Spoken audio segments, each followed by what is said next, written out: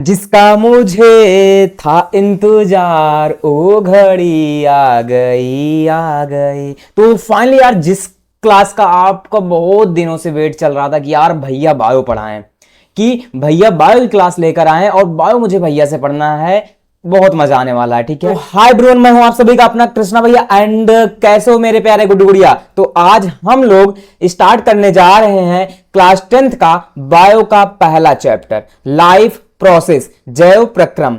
और क्योंकि तुम मेरे प्यारे छोटे भाई बहन हो, तो मेरी ये जिम्मेदारी बनती है कि बोर्ड में तुम्हारे साइंस में पूरे नंबर आए, और उसके लिए मैं तुम्हारा भैया लेके आया हूं गन शॉट लेक्चर।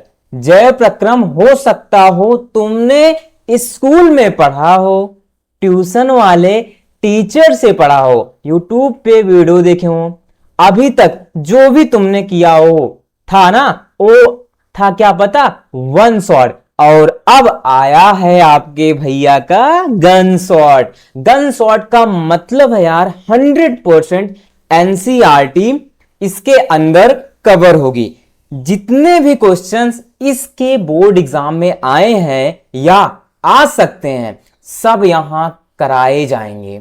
ढेर सारा पीवाईक्यू कराऊंगा, और जो क्वेश्चन आने वाला है वो भी बताऊंगा। और सबसे इंपॉर्टेंट बात, अपने प्यारे भाई बहन को एक एक टॉपिक मैं हलवे की तरह चम्मच में लेकर तुम्हारे मुंह में डाल दूंगा। तुमको मजा आ जाएगा, तो समझ में भी सब आएगा। 100% पेपर यहीं से आएगा। टेंशन मत लेना। इस चैप्टर को शुरू करने जा रहा हूं, पर मेरे बहन मेरे भाई, लेक्चर स्टार्ट करने से पहले आपका जोश मीटर कैसा है यार? आज भाई हैप्पी हो ना, बायो की क्लास स्टार्ट हो गई है, खुश हो ना, अच्छे से पढ़ना। तो आपका जोश मीटर कैसा है? तो उसके लिए कमेंट में लिख देना, मैं कर सकता हूं, आज मैं पूरी क्लास बायो को देखूंगा। मतलब लिख देना कमेंट में, मैं कर सकता हूं, आई कैन डू इट। तो स्टार्ट करें बहन चैप्टर। तो भाई आज बहुत मजा आने वाला है, सच में लिटरली बता रहा हूं, बहुत मजा आने वाला है। बायो आज हम लोग पढ़ने जा रहे हैं, ठीक है? तो स्टार्ट करें फिर। तो सबसे पहले इस चैप्टर में हम लोग देख लेते हैं कि लर्निंग आउटकम्स क्या है, कि इस चैप्टर में हम लोग क्या पढ़ने वाले हैं, किसके बारे में पढ़ने वाले हैं। देखो भाई, तो भाई सबसे पहले इस चैप्टर में मुझे क्या क्या पढ़ना है, सबसे पहले देख लेते हैं किसके बारे में, लाइफ प्रोसेस के बारे में, जैव प्रक्रम, पोषण न्यूट्रिशन, श्वसन रेस्पिरेशन, परिवहन ट्रांसपोर्टेशन एंड उत्सर्जन एक्सक्रेशन के बारे में पढ़ना है। तो भाई देखो, और एक चीज आपको बता दूं, इस वीडियो में 30 प्लस PYQ सॉल्व कराए जाएंगे, जो कि हमारे 2024, 2025, 2023, 22 के सालों में जो एग्जाम में क्वेश्चन आए गए हैं, उनको भी आप लोग सॉल्व करोगे। देखोगे कि हाँ यार, भैया ने जो पढ़ाया क्या एग्जाम में आया है कि नहीं, कॉन्सेप्ट से आया है ना। तो भाई चलो भाई, सबसे पहले शुरू करते हैं जैव प्रक्रम, ठीक है? तो बताओगे भैया जैव प्रक्रम होता क्या है? देखो यार, सबसे पहले देखो जैव प्रक्रम होता क्या है, पहले सुनना मेरी बात। हाँ, बायो पढ़े तो पहले ध्यान से अच्छे से बैठ जाओ। हाँ, सुनना मेरी बात।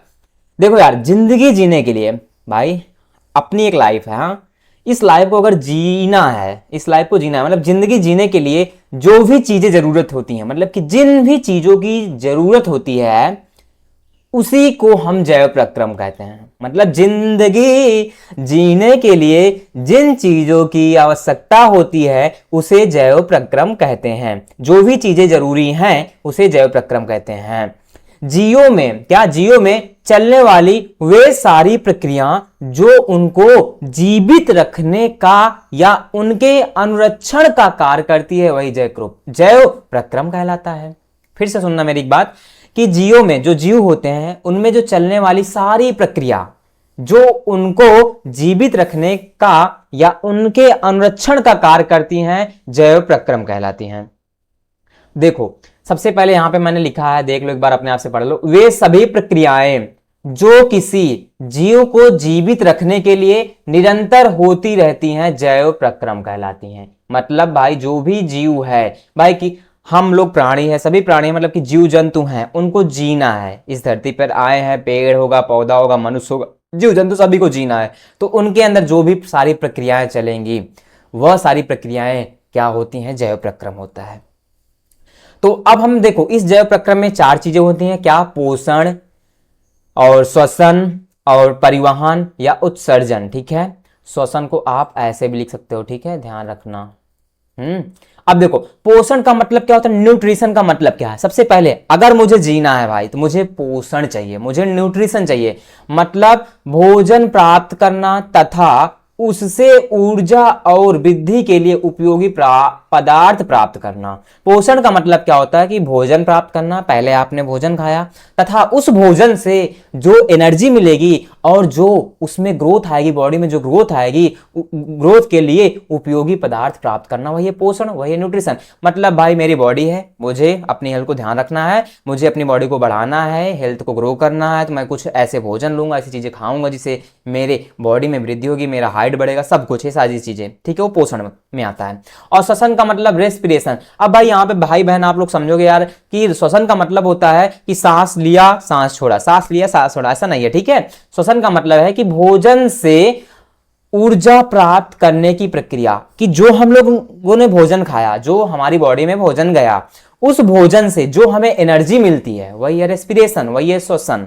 क्लियर, सांस लेना भी सांस छोड़ना भी है, लेकिन भोजन से ऊर्जा प्राप्त करने की प्रक्रिया श्वसन कहलाती है। अगला है परिवहन। परिवहन मतलब ट्रांसपोर्टेशन। अब देखो हमारी बॉडी है भाई, सब की एक ना एक बॉडी है ना। अब ये हमारी हेल्थ, हमारे अंदर ब्लड का फ्लो होगा हर जगह, हर बॉडी में, हर जगह सेल्स में, हर जगह ब्लड फ्लो हो रहा है, पानी जब हम लोग पीते हैं अंदर जाता है, हर जगह पहुंचता है, तो ट्रांसपोर्टेशन हो रहा है, हर जगह जा रहा है। मतलब कि शरीर के एक हिस्से से दूसरे हिस्सों तक पदार्थों के स्थानांतरण की प्रक्रिया को परिवहन कहते हैं। हमारी बॉडी, शरीर, मतलब एक हिस्से से दूसरे हिस्से तक जाना, वही है ट्रांसपोर्टेशन। ट्रांसपोर्टेशन इसका मतलब समझो यार, जैसे हम लोग गाड़ी पे बैठते हैं, मान लो कि कहीं पे बैठे, मैं बोल रहा कि वहां पे मुझे छोड़ दो, यहां से वहां लेकर छोड़ गया, उसी प्रकार हमारा शरीर भी है। हमारे शरीर में जो भी हमारे हिस्से हैं, एक हिस्से जो भी हमारे शरीर का एक हिस्से से दूसरे हिस्से तक पदार्थों के स्थानांतरण, मान लिया हमारी बॉडी है, मान लिया, ध्यान सुनना, मेरी बॉडी है, अब बॉडी के अंदर कई सारे पदार्थ हैं, उन पदार्थों का एक हिस्से से दूसरे हिस्से में जाना, वही है परिवहन।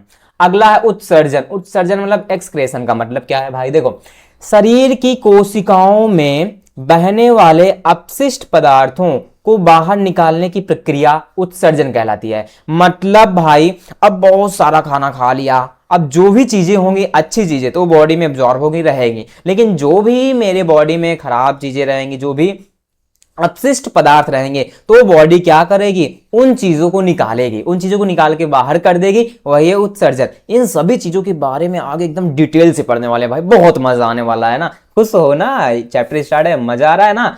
तो भाई आगे बढ़ते हैं।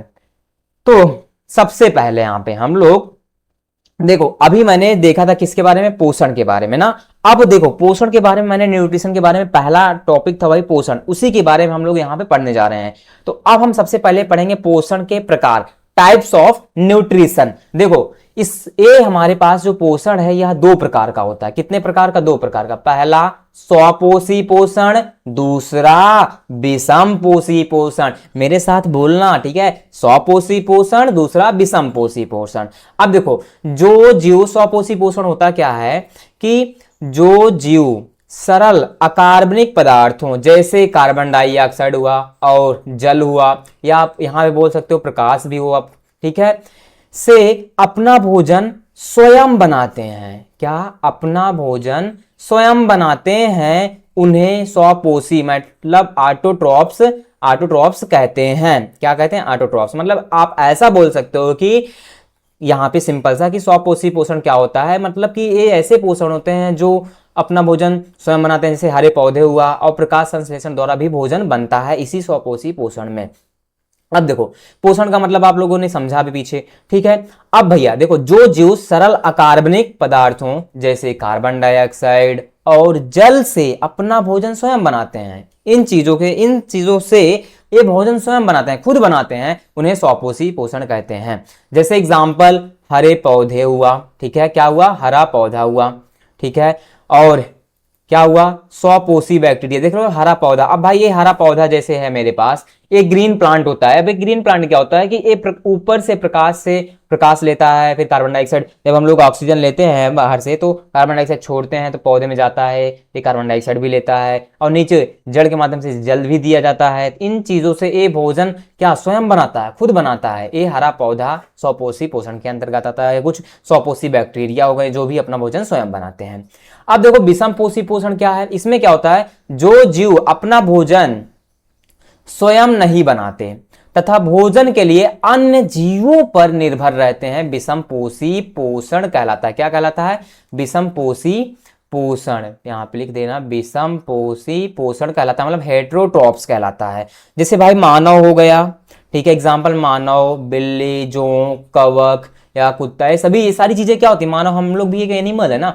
तो भाई ये मानव देख लो, तो ये क्या करता है, एक विषम पोषी पोषण में आता है। किसमें, एक विषम पोषी पोषण में आता है, ठीक है। अब इसमें क्या होता है भाई, इसमें यही होता है कि ये लोग क्या होते हैं, विषम पोषी पोषण वाले क्या होते हैं लोग, कि जो कि अपना भोजन स्वयं बनाते हैं, स्वयं बनाते हैं, और अन्य जीवों पर निर्भर रहते हैं कि भाई ये जीव होगा तभी मैं अपना भोजन इनके माध्यम से मैं बना पाऊंगा। मतलब कि दूसरी चीजों पर निर्भर रहते हैं और स्वयं का भोजन बनाते हैं, ठीक है। दूसरी चीजों पर निर्भर रहते हैं। जो जीव अपना भोजन स्वयं नहीं बनाते हैं, मतलब कि नहीं बनाते हैं, लेकिन वो निर्भर किस पे रहते हैं, दूसरे चीजों पर, अन्य जीवों पर निर्भर रहेंगे, वही है विषम पोषी पोषण।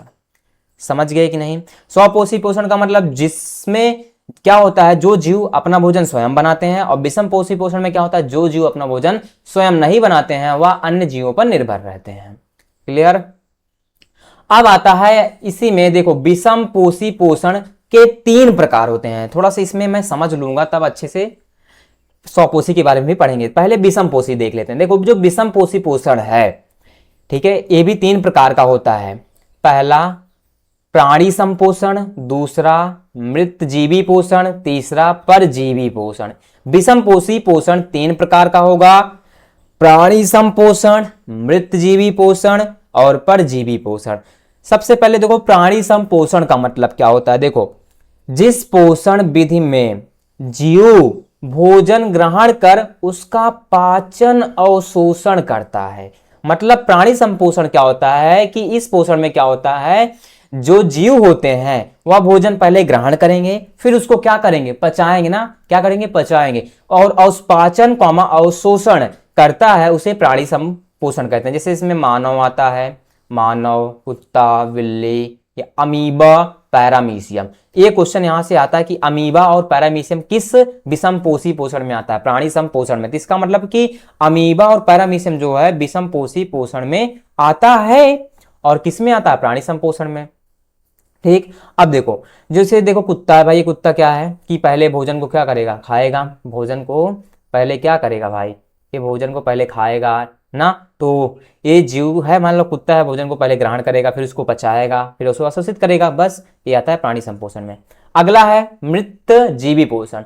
जिस पोषण विधि में जीव मृत एवं सड़े गले कार्बनिक पदार्थों से भोजन प्राप्त करता है, उसे मृत जीवी पोषण कहते हैं। जैसे मान लो आपने घरों में, मान लो आप ब्रेड लाते हो या पाव लाते हो खरीद कर मार्केट से लाते हो, तो उसमें देखो यार, घर में देखते हैं तो उसमें क्या लग जाता है, कवक लग जाता है, कवक फैल जाता है। जैसे हम बोलते हैं, अपनी लैंग्वेज में बताऊं, जैसे बोलते हैं भुअरी लग गई इसमें, पाव में या ब्रेड में भुअरी टाइप का लग गया है कुछ ना, टाइप का ऐसा दिखता है, गंदे टाइप का, तो वे उनको क्या बोलते हैं, कवक बोलते हैं। तो वो क्या करते हैं, वो भोजन बनाते हैं, क्या करते हैं, वो भोजन उस ब्रेड पे जो दिख रहा है कचरा टाइप का, गंदा गंदा यहाँ पे नीला टाइप का, यही लग जाता है। मतलब जिस पोषण विधि में जीव मृत एवं सड़े गले कार्बनिक पदार्थों से भोजन प्राप्त करते हैं। मैंने ब्रेड जो आया, ब्रेड भाई खराब हो गया, तो जब भूरी लग गई तो वही जो कवक लग गए, तो उससे ये लोग अपना भोजन बनाते हैं, एकदम कचरा टाइप का आए भाई। क्या कभी इसको ऐसे खाते हो कोई, जब इसमें ऐसा लगता था बोरिड लग जाता, कोई खाता है नहीं ना ठीक है, खाना भी मत। तो इसका मतलब जो इसका उदाहरण जो हुआ कवक या ब्रेड मोल्ड या मशरूम। देखो आप लोग जो मशरूम होते हैं, ठीक है, मशरूम आप जानते हो ना, समझ रहे हो ना, ठीक है। तो जो मशरूम होता है उसमें वो भी क्या होता है, जब ज़्यादा टाइम लगता है, इसमें कवक फैल जाता है, लग जाता है, इसमें गंदा, मतलब कि एकदम सड़ जाता है, गल जाता है। जब पानी का मौसम आता है एकदम जैसे, मतलब बहुत सारा खराब हो जाता है, देखने में भी खराब लगता है। ठीक, वो मृत जीवी पोषण में आता है, तो जैसे ब्रेड मोल्ड हुआ। अगला है परजीवी पोषण। इसमें क्या होता है, जिस पोषण विधि में जीव दूसरे जीवित जीव से भोजन प्राप्त करता है उसे परजीवी पोषण कहते हैं। मतलब कि इसमें क्या होता है, इस विधि में जो वो जीव होते हैं वह दूसरे जीवित जीव से, मतलब दूसरे जीवित जीव से भोजन प्राप्त करता है, उसे परजीवी पोषण कहते हैं। जैसे जोंक, अमरवेल, खटमल हुआ, फीता कृमि हुआ, ईस्ट हुआ, फफूंदी हुआ, ये सभी परजीवी पोषण के अंतर्गत आता है। जैसे मैं बताऊं, जोंक, आप लोगों ने जोंक देखा है, जब पानी का मौसम आता है, बरसात मौसम आता है, नदी नाले में नहाने के लिए जाते हैं तो जोंक देखो बॉडी पे चपक जाती है तो अंदर से खून चूसती है ना, खून को निकालती है या खून को निकालती है। तो इसका मतलब क्या हुआ कि ये जो जीव है दूसरे जीव पे निर्भर हुआ नहीं, मेरे ऊपर निर्भर हुआ। मतलब ये जो जीव जो है मेरी बॉडी में पहले चिपका, मेरी बॉडी से अंदर ब्लड निकाला, उसको चूसा, मतलब चूसा, ठीक है, उसको अंदर अपने अंदर लिया। या आप लोग देखते हो भाई, किसी किसी को देखा हूं मतलब सिर में देखो जू, मतलब जिसको बोलते हैं जू, जुआ जिसको दे, जुआ सुने ना, जुआ जब मुंह में सिर में पड़ती है जुआ, तो देखो हम लोग बाल को खजुआते रहते हैं यार, मम्मी से बोलते मम्मी जुआ पड़ी है थोड़ा सा लेके निकाल दो, मम्मी जुआ निकाल दो ना। तो जो जुआ होती है वो मेरे सिर से ब्लड को निकालती है, चूसती है, तो अपने अंदर ग्रहण करती है। तो मतलब कि वो जो जुआ है मेरे पे डिपेंड हुई ना, मेरे से अपना भोजन बनाई कि नहीं, दूसरों पर डिपेंड थी तो मेरे से अपना भोजन बनाई, तो उसको बोलते हैं परजीवी पोषण। क्लियर हुआ कि नहीं? आप लोग देखते हो खटमल जब खाट पर लेटते हैं तो मम्मी जब रात में कुछ काटता है खाट पे, मम्मी की सुबह होती है बोलते हैं मम्मी कुछ खाट पे काट रहा था यार, ऐसा। तो सभी खटमल ये सभी परजीवी पोषण के अंतर्गत आते हैं। एग्जाम्पल ध्यान रखना भाई मेरी भाई बहन, क्योंकि यहां से क्वेश्चन बनता है। क्लियर? तीनों, प्राणी संपोषण, मृतजीवी पोषण, परजीवी पोषण, लिख लेना कॉपी में। अब आता है देखो, अब भाई यहीं से थोड़ा सा क्वेश्चन सॉल्व कर लेता हूं कि हाँ भैया ने क्या पढ़ाया यार, क्या आया है क्या एग्जाम में, चलो देख लेता हूं। क्या कह रहा है? स्वपोषी पोषण के लिए आवश्यक है, तो क्या आवश्यक है भाई? देखो स्वपोषी पोषण में मैंने पढ़ा था कार्बन डाइऑक्साइड एवं जल, ये भी थी। और भाई क्लोरोफिल की भी जरूरत होगी, सूर्य का प्रकाश भी जरूरत होगा, क्योंकि भाई जब हमें स्वपोषी पोषण भाई भोजन बनाना है, ठीक है, जो स्वपोषी पोषण में क्या होते थे, हरे पौधे जो भी दूसरों पर डिपेंडेंट नहीं, स्वयं भोजन बनाते हैं, ठीक है, तो भाई प्रकाश लेंगे, और प्रकाश लेंगे तो इसका मतलब वहां से बाहर से कार्बन डाइऑक्साइड भी मिलता है, जड़ के माध्यम से जल भी मिलता है, ये भी चीजें मिल रही है, ये भी चीजें मिल रही है। और क्लोरोफिल का मतलब पत्तियों में भोजन बनता है क्लोरोफिल के माध्यम से, इसका मतलब पत्ती हरी होती है किसके माध्यम से? क्लोरोफिल के माध्यम से। तो तीनों चीजें आ रही थी, इसका ऑप्शन डी करेक्ट हो जाएगा कि उपयुक्त सभी। क्वेश्चन आया था 2000 यूपी बोर्ड के एग्जाम में 2019, 20, 22, 23, 24। अगला क्वेश्चन है, निम्न में कौन विषमपोषी नहीं है? तो बताओ भैया, विषमपोषी अभी मैंने पीछे पढ़ा था कि फफूंदी, फीता कृमि, ईस्ट, ये विषमपोषी थे कि नहीं थे ना? देखो देखो आ जाओ, विषमपोषी पोषण में आया ना, देखो कहां पे फीता कृमि है, ईस्ट है, फफूंदी, ये है ना विषमपोषी। इसने क्या बोला है कि विषमपोषी नहीं है, तो मनी प्लांट नहीं था, ऑप्शन नंबर डी करेक्ट हो जाएगा। आ गया ना क्वेश्चन 2022 में यूपी बोर्ड में, देखो अभी मैंने पढ़ाया, आया है। क्वेश्चन नंबर 3, कौन एक विषमपोषी जीव है? बताओ कौन एक विषमपोषी जीव है? यूपी बोर्ड 2025 में पूछा था, अभी रिसेंट में एग्जाम में।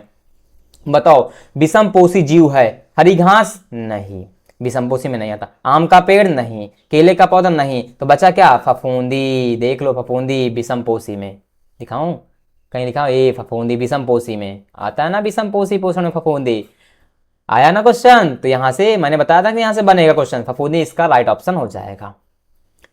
तो भाई अब आता है हमारे पास स्वपोषी पोषण। क्या आता है? स्वपोषी पोषण। इसको हम लोग देखते हैं।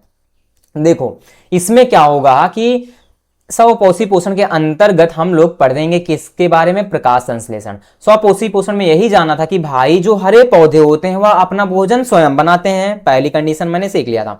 दूसरा, प्रकाश संश्लेषण द्वारा भी भोजन बनता है स्वपोषी पोषण के अंतर्गत। अब देखो कैसे, थोड़ा सा यहाँ पे मैं चित्र को यहाँ पे लाकर थोड़ा सा अच्छे से यहाँ पे समझा देता हूँ, तो मैं जो पढ़ा जो लिखा हूँ उसको पढ़ूंगा। सबसे पहले देखो, आपको भाई एक पौधा दिख रहा होगा ना, दिख रहा है कि नहीं? एक पौधा आप लोग देख पा रहे हो, एक पौधा, ये पौधा है, ठीक है, पौधा है। अब पौधा है, बाहर से ऊपर से इसे धूप मिलेगी, ये सन है भैया, सन इस पौधे को प्रकाश दे रहे हैं, लाइट एनर्जी दे रहे हैं, मतलब प्रकाश दे रहे हैं। और इसे बाहर से क्या मिलेगी? कार्बन डाइऑक्साइड, CO2 भी मिलेगी। और भाई जब CO2 मिलेगा और ये पौधा ऊपर निकालता क्या? ऊपर क्या छोड़ता है? ऑक्सीजन, मतलब O2। और नीचे इसे जल मिलता है, जड़ों के माध्यम से इसे क्या मिल रहा है? जड़ों के माध्यम से जल दिया जा रहा है, जल। इसका मतलब इस पौधे को एनर्जी मिल रही है, प्रकाश मिल रहा है, और कार्बन डाइऑक्साइड भी मिल रहा है, और जल भी मिल रहा है। तो ये सभी चीजों को मिलाकर ये पौधा क्या बनाएगा अपने अंदर, ग्लूकोज। और ग्लूकोज जिसको हम लोग बोलते हैं अपने अंदर क्या बनाएगा, भोजन। और ये भोजन के रूप में क्या बनाता है, ग्लूकोज बनाता है। और ये पौधा क्या छोड़ता है, ऑक्सीजन छोड़ता है। तो ये सारी क्रियाएं एक पौधे के अंतर्गत होती हैं, और यही सारी क्रियाएं जो होती हैं यही है प्रकाश संश्लेषण। यही सारी घटनाएं क्या होती है, प्रकाश संश्लेषण। तो अब हम देखो यहाँ पे जो मैंने लिखा है प्रकाश संश्लेषण, अच्छे से समझ लेता हूं इसको इरेज करके, ठीक है। यहाँ पे जो मैंने लिखा है इसको इरेज करके हटा के मैं यहाँ पे समझ लेता हूं। अब देखो यहाँ पे ले जाके इसको अच्छे से लगा देता हूं, समझ गए ना। अब देखो सुनो, प्रकाश संश्लेषण। अब मैं आपको यहाँ पे थोड़ा सा जानकारी के लिए बता दूं, एक क्वेश्चन बोर्ड एग्जाम में हर साल आता है, 2027 में भी पूछाएगा, मोस्ट इंपॉर्टेंट है भाई, लगा देना। PMJI मतलब परीक्षा में जरूर आई, PMJI कर लेना, परीक्षा में जरूर आई। देखो प्रकाश संश्लेषण होता क्या है प्रक्रिया, कि प्रकाश संश्लेषण वह प्रक्रिया है जिसमें पेड़ पौधे अपने भोजन को, कार्बन डाइऑक्साइड मतलब CO2, जल मतलब H2O, और प्रकाश की मदद से क्लोरोफिल की उपस्थिति में तैयार करते हैं। प्रकाश की मदद से क्लोरोफिल की उपस्थिति में तैयार करते हैं। इस प्रक्रिया के द्वारा पेड़ पौधों को ऊर्जा प्राप्त होती है। इस प्रक्रिया के द्वारा पेड़ पौधों को क्या प्राप्त होता है, ऊर्जा प्राप्त होता है, और वे जीवित रह सकते हैं। इस पूरी प्रक्रिया को हम प्रकाश संश्लेषण कहते हैं। तो ये जो पूरी घटनाएं हो रही हैं, ये पूरी घटनाएं, इस पूरी प्रक्रिया, ये सारा प्रोसेस प्रकाश संश्लेषण कहलाता है। अब भाई प्रकाश संश्लेषण की क्रिया होने के लिए ये आवश्यक शर्तें क्या हैं, कंडीशंस क्या हैं। कंडीशन तो यार मोस्ट इंपॉर्टेंट है। देखो प्रकाश संश्लेषण के लिए क्या होगा, कंडीशन क्या है कि सूर्य का प्रकाश होना चाहिए, और क्लोरोफिल होना चाहिए, कार्बन डाइऑक्साइड और जल का मतलब H2O। ये चार चीजें प्रकाश संश्लेषण के लिए आवश्यक है। कि अगर फोटोसिंथेसिस होना है तो ये चार कंडीशन फॉलो करनी पड़ेगी। वहां पे सूर्य का प्रकाश लाना पड़ेगा, क्लोरोफिल, भाई सूर्य के प्रकाश से ही तो क्लोरोफिल मिलेगा, मतलब सूर्य के प्रकाश की मदद से ही क्लोरोफिल मिलेगा, और कार्बन डाइऑक्साइड बाहर से आता है और नीचे से जल मिलता है, तो वहां पे प्रकाश संश्लेषण की घटना होगी। अब इसके लिए अभिक्रिया आती है जो मेरे पास इंपॉर्टेंट है, जो कि एग्जाम में पूछता है कि प्रकाश संश्लेषण की क्रिया के रासायनिक समीकरण दो। सबसे पहले इसमें क्या होता है कि कार्बन डाइऑक्साइड लेता हूं, क्या CO2 लेता हूं, कार्बन डाइऑक्साइड पहले मैंने दिखा ना, कार्बन डाइऑक्साइड लेता है पौधा, और नीचे से जल लेता है H2O। जब इसकी क्रिया होती है तो भाई भोजन बनाएगा, और भोजन के रूप में क्या बनता है, ग्लूकोज, जिसको बोलता हूं, जिसका सूत्र होता है C6H12O6। भोजन के रूप में क्या बना, ग्लूकोज बना, ठीक है। और प्लस क्या निकलेगा भाई, जल निकलता है H2O, और फिर यही पौधा क्या निकालेगा, ऑक्सीजन भी निकालेगा। यहां से बहुत सारे क्वेश्चन बनेगा। देखो इन्होंने अभिकारक के साइड क्या लिया था, कार्बन डाइऑक्साइड और जल। तो जब एक कार्बन डाइऑक्साइड की 6 मात्रा लेंगे 6 CO2, और जल की कितना 12 से मल्टीप्लाई 12 H2O, तो यहां बनेगा C6H12O6, मतलब ये क्या बनता है भोजन के रूप में, ग्लूकोज बनता है। और ये 6H2O इधर कर दो, 6O2 इधर कर दो, मतलब इधर 6 6 CO2 और 12 H2O, और यहाँ पे 6H2O 6O2 6 ये ऐसे रिएक्शन करके आप लोग याद कर लेना, मतलब 6 CO2 प्लस 12 H2O। जब आप क्रिया करेगा तो ग्लूकोज बनेगा। ग्लूकोज का सूत्र C6H12O6 प्लस 6H2O, जल निकलेगा प्लस का 6O2। अब यहां से एक ऐसा क्वेश्चन बनता है कि भाई प्रकाश संश्लेषण की अब क्रिया में उत्पाद में क्या चीजें बनता है, तो उत्पाद में ग्लूकोज बना और जल बना H2O और ऑक्सीजन निकला। तो ग्लूकोज, जल, ऑक्सीजन, ये तीन चीजें उत्पाद में, भाई तरीके सर क्या बोलता है, उत्पाद में तीन चीजें प्रकाश संश्लेषण की क्रिया में बनता है। समझ गए कि नहीं, तो याद कर लेना 6 CO2 प्लस का 12 H2O, 6 CO2 प्लस का 12 H2O बनेगा C6H12O6 ग्लूकोज, फिर 6H2O, फिर 6O2। क्लियर। अब देखो प्रकाश संश्लेषण की क्रिया निम्न 3 पदों में पूरी होती है। यहां से क्वेश्चन बोर्ड एग्जाम में आया है, भी मोस्ट इंपॉर्टेंट है। मतलब कि जो प्रकाश संश्लेषण की जो क्रिया होती है वह निम्न 3 पदों में पूरी होती है। पहला, क्लोरोफिल द्वारा प्रकाश ऊर्जा को अवशोषित करना। किसके द्वारा, क्लोरोफिल द्वारा प्रकाश ऊर्जा को अवशोषित करना। दूसरा, प्रकाश ऊर्जा को रासायनिक ऊर्जा में रूपांतरित करना तथा जल अणुओं को हाइड्रोजन तथा ऑक्सीजन में अपघटन। अपघटन का मतलब इसको बोलते हैं हम लोग विघटन, विघटन का मतलब वही टूटना, ठीक है।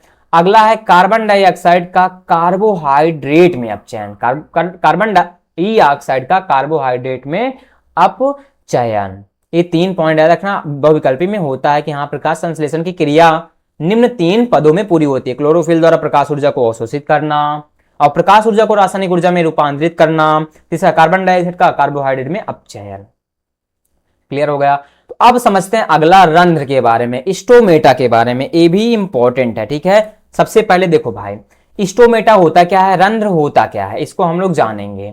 देखो, जो हम आप लोगों ने देखा है पत्ती देखा है, तो पत्ती की सतह पर जो सूक्ष्म सूक्ष्म छिद्र होते हैं उन्हें रंध्र कहते हैं। मतलब पत्ती की सतह पे सूक्ष्म छिद्र होते हैं, छोटे छोटे छिद्र होते हैं, उन्हें हम लोग स्टोमेटा अर्थात रंध्र कहते हैं। अब रंध्र के प्रमुख कार्य क्या होते हैं, देखो ये पत्ती दिख रहा है आपको, अभी इसको मैं समझाऊंगा अच्छे से, ठीक है। रंध्र के प्रमुख कार्य जानो। देखो, प्रकाश संश्लेषण के लिए गैसों का अधिकांश आदान प्रदान इन्हीं छिद्रों के द्वारा होता है, और वाष्पोत्सर्जन प्रक्रिया में जल मतलब कि जल वाष्प के रूप में रंध्र द्वारा निकल जाता है। मतलब समझो, ये पत्तियां दिख रही है, इस पत्तियों पे आपको दिख रहा है छोटे छोटे छिद्र, बहुत छोटे छोटे छिद्र होते हैं, इन्हीं को हम लोग रंध्र कहते हैं, स्टोमेटा कहते हैं। देख रहे हो छोटे छोटे छिद्र, ठीक है। अब उसके अंदर यहां पे देखो, यहां पे ये देखो, यहां पे जो आगे का दो पॉइंट दिख रहा है आप सभी को, ये वाला पॉइंट 2, इसको बोलते हैं हम लोग द्वार कोशिका। क्या बोलते हैं, द्वार कोशिका बोलते हैं। और फिर ये जो अंदर का भाग दिख रहा है, ये रंध्र छिद्र होता है। और ये जो हरित लवक, ये जो पीछे है, इनको बोलते हैं, ये वाला जो बगल बगल में, इनको बोलते हैं हरित लवक। तो यहाँ पे एक जो ए में है इसको बोलते हैं खुला रंध्र, और जो बी में है इसको बोलते हैं बंद रंध्र। ये सेम के जो सेम होता है उसके बीच के जैसा होता है। अभी इसके बारे में समझूंगा। अब थोड़ा सा देख लो, समझ लो मेरी बात।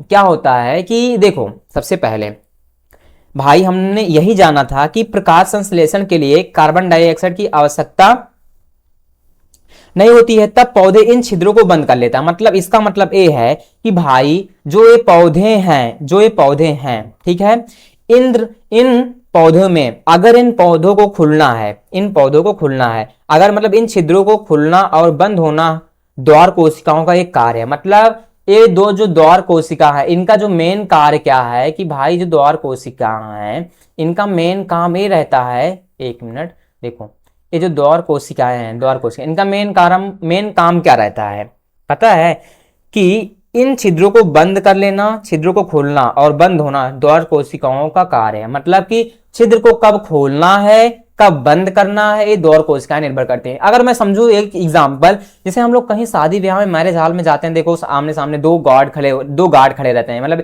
एक दो गार्ड खड़े रहेंगे, बोलेंगे तुम्हें अंदर आना है, तुम्हें जाना है, तुम्हें आना है तो ले लेंगे अंदर, तुम्हें नहीं जाने देंगे, तुम्हें बाहर कर देंगे। मतलब खोलना और बंद करना, मतलब कि अंदर आना और बाहर जाना, मतलब कि भगाते हैं नहीं गार्ड, दो गार्ड खड़े हैं, मतलब दो द्वार कोशिकाएं यहाँ पे खड़ी हैं। मतलब कि इनका काम है कि कब इनको ओपन करना है, कब बंद करना है, ठीक। तो द्वार कोशिकाओं में जब जल अंदर जाता है, भाई ये जो द्वार कोशिका है, इसमें जब भाई पानी बरसता है, मान लो ये जब जल जो होता है, जब ये द्वार कोशिकाओं में भाई देखो पानी बरसता है, जब पत्ती के ऊपर गिरता है पानी, तो इन द्वार कोशिकाओं में जब जल अंदर जाता है, जैसे द्वार कोशिकाओं के माध्यम से जल अंदर जाता है तो वे फूल जाती हैं। ये द्वार कोशिकाएं क्या होती हैं, फूल जाती हैं, और रंध्र का छिद्र खुल जाता है। क्या होता है, जो रंध्र का जो छिद्र है, या देखो देख रहे हो, ये खुल जाता है। ये रंध्र का जो छिद्र है ये ओपन हो जाता है। भाई पानी जैसे पत्ती पे गिरा, जो छिद्र होता है, जो द्वार कोशिकाओं पे जैसे पानी की बूंदें गिरती हैं, वैसे रंध्र का जो छिद्र है वह खुल जाता है।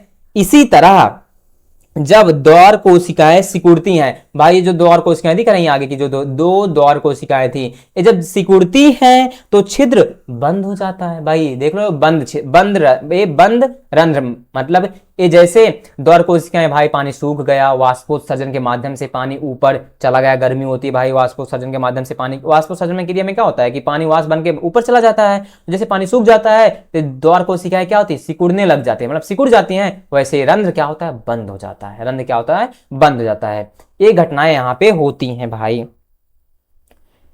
तो अब भाई देखो, इन रंध्रों से पर्याप्त मात्रा में जल की भी हानि होती है। भाई रंध्र हैं भाई, इनसे भाई जब ये सिकुड़ेंगे, भाई जब सिकुड़ेंगे, भाई क्यों सिकुड़ रहे हैं, क्योंकि वाष्पोत्सर्जन हो रहा है, तो जल की भी हानि होती है रंध्रों के माध्यम से, रंध्र से ही जल की हानि होती है। अब आओ पढ़ते हैं। पहले रंध्र के प्रमुख कार्य आप लोगों ने एक बार पढ़ा, फिर से पढ़ लेना। कि प्रकाश संश्लेषण के लिए गैसों का अधिकांश आदान प्रदान इन्हीं छिद्रों के द्वारा होता है। वाष्पोत्सर्जन प्रक्रिया में जल वाष्प के रूप में रंध्र द्वारा निकल जाता है भाई, वाष्प के रूप में, क्योंकि वाष्पोत्सर्जन हो रहा है, जल ऊपर निकल जाएगा। अब रंध्र की जो संरचना है इसका चित्र बनाना सीख लेना भाई। ऐसे पत्तियां बनाना, बगल में पत्ती ऐसे गोल गोल टाइप का ऐसे बनाना, ठीक है, ऐसे बनाना, ऐसे पत्तियां बनाना, और बीच में ये आप लोग सेम का बीज के जैसे बना लेना, ये चित्र बना लेना, ठीक है, चित्र ड्रा कर लेना कॉपी में, ठीक है।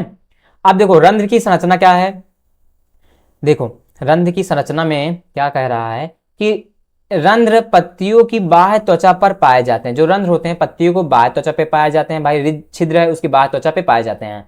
प्रत्येक रंध्र में दो अर्धचंद्राकार सेम के बीज के आकार के सेम के यहाँ पे लिख देना, बीज लिखा हो ना, तो यहाँ पे क्या लिखेंगे, बीज, सेम के बीज के आकार की द्वार कोशिकाएं तथा रंध्री गुहा पाई जाती है, सेम के बीज, यहाँ पे एक मिनट, बीज नहीं रहेगा, बीज ही रहेगा, ठीक है, क्या रहेगा, बीज।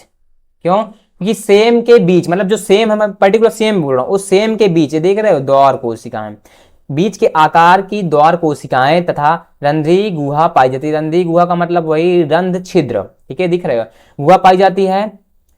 द्वार कोशिकाओं की बाहरी भित्ति, जो द्वार कोशिकाएं उसकी बाहरी भित्ति पतली तथा आंतरिक भित्ति मोटी होती है, जिससे हरित लवक पाए जाते हैं, भाई जो द्वार कोशिकाएं हैं ये देख रहे हो, ये हरित लवक पाए जाते हैं, मतलब इन्हीं द्वार कोशिकाओं के जो बाहरी भित्ति है पतली होती है तथा आंतरिक भित्ति जो होती है मोटी होती है, जिसमें हरित लवक पाए जाते हैं, उन्हीं द्वार कोशिकाओं में ही हरित लवक पाए जाते हैं। ठीक, समझ रहे हो ना, क्लियर हुआ कॉन्सेप्ट। तो भाई ये जो पत्तियां थी, इन्हीं में जो पत्ती में छोटे छोटे छिद्र पहले से ही होते हैं, इसी के अंदर, इन पत्तियों के अंदर छोटे छोटे छिद्र होते हैं जिनको हम लोग रंध्र बोलते हैं। तो ये लिख लेना कॉपी में और चित्र बना लेना। आगे बढ़ता हूं। अब देखो कुछ क्वेश्चंस आया है इसी कॉन्सेप्ट से रिलेटेड। क्वेश्चन क्या है समझता हूं, देखो क्या कह रहा है कि द्वार कोशिकाएं पाई जाती हैं, बताओ द्वार कोशिकाएं पाई जाती हैं, कहां पाई जाती हैं? ऑप्शन ए जड़ों में, रंध्रों में, वात रंध्रों में, सभी में। ऑप्शन बी करेक्ट हो जाएगा। अभी मैंने पढ़ा कहां, रंध्रों में, 2020 में पूछा गया था क्वेश्चन। अगला, क्लोरोफिल अवशोषित करता है, बताओ क्लोरोफिल क्या अवशोषित करता है? जल, खनिज लवण, प्रकाश ऊर्जा, ऑक्सीजन। तो बताओ क्या अवशोषित करेगा? खनिज लवण की कहीं नहीं कोई चर्चा हुई नहीं ना, ये तो हटा दो। और बताओ फिर क्या तो क्लोरोफिल अवशोषित करता है क्या? प्रकाश ऊर्जा को, जल को नहीं, ऑक्सीजन को नहीं, क्या करता है? प्रकाश ऊर्जा को अवशोषित करता है क्लोरोफिल। 2022 में पूछा गया था, क्योंकि पढ़ रहा हूं ना, देखो अभी पढ़ा था।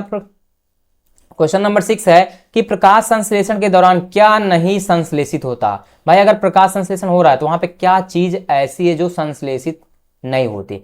तो प्रकाश संश्लेषण के दौरान ऑक्सीजन संश्लेषित होता है, जल होता है, ग्लूकोज होता है। तो यहाँ पे कार्बन डाइऑक्साइड जो है, बी ऑप्शन करेक्ट हो जाएगा। यही कार्बन डाइऑक्साइड CO2, जो CO2 है वह संश्लेषित नहीं होता। 2023 में क्वेश्चन पूछा गया था।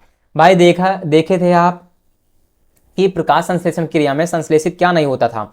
लास्ट में आप लोगों ने देखा था कि ग्लूकोज निकला था ना उत्पाद में, और जल भी था और ऑक्सीजन भी था ना, लेकिन उत्पाद में CO2 नहीं निकला था ना, इसीलिए CO2 संश्लेषित नहीं होता।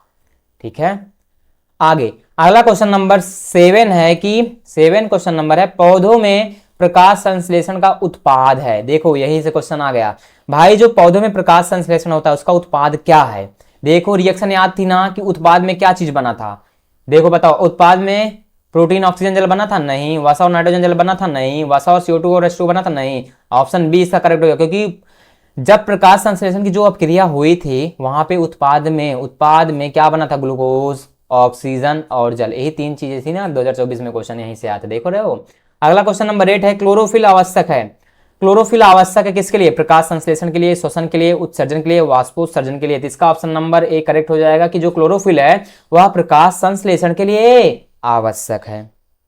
ठीक, क्लोरोफिल प्रकाश संश्लेषण के लिए आवश्यक है। 2025 में यूपी बोर्ड के एग्जाम में आया था क्वेश्चन।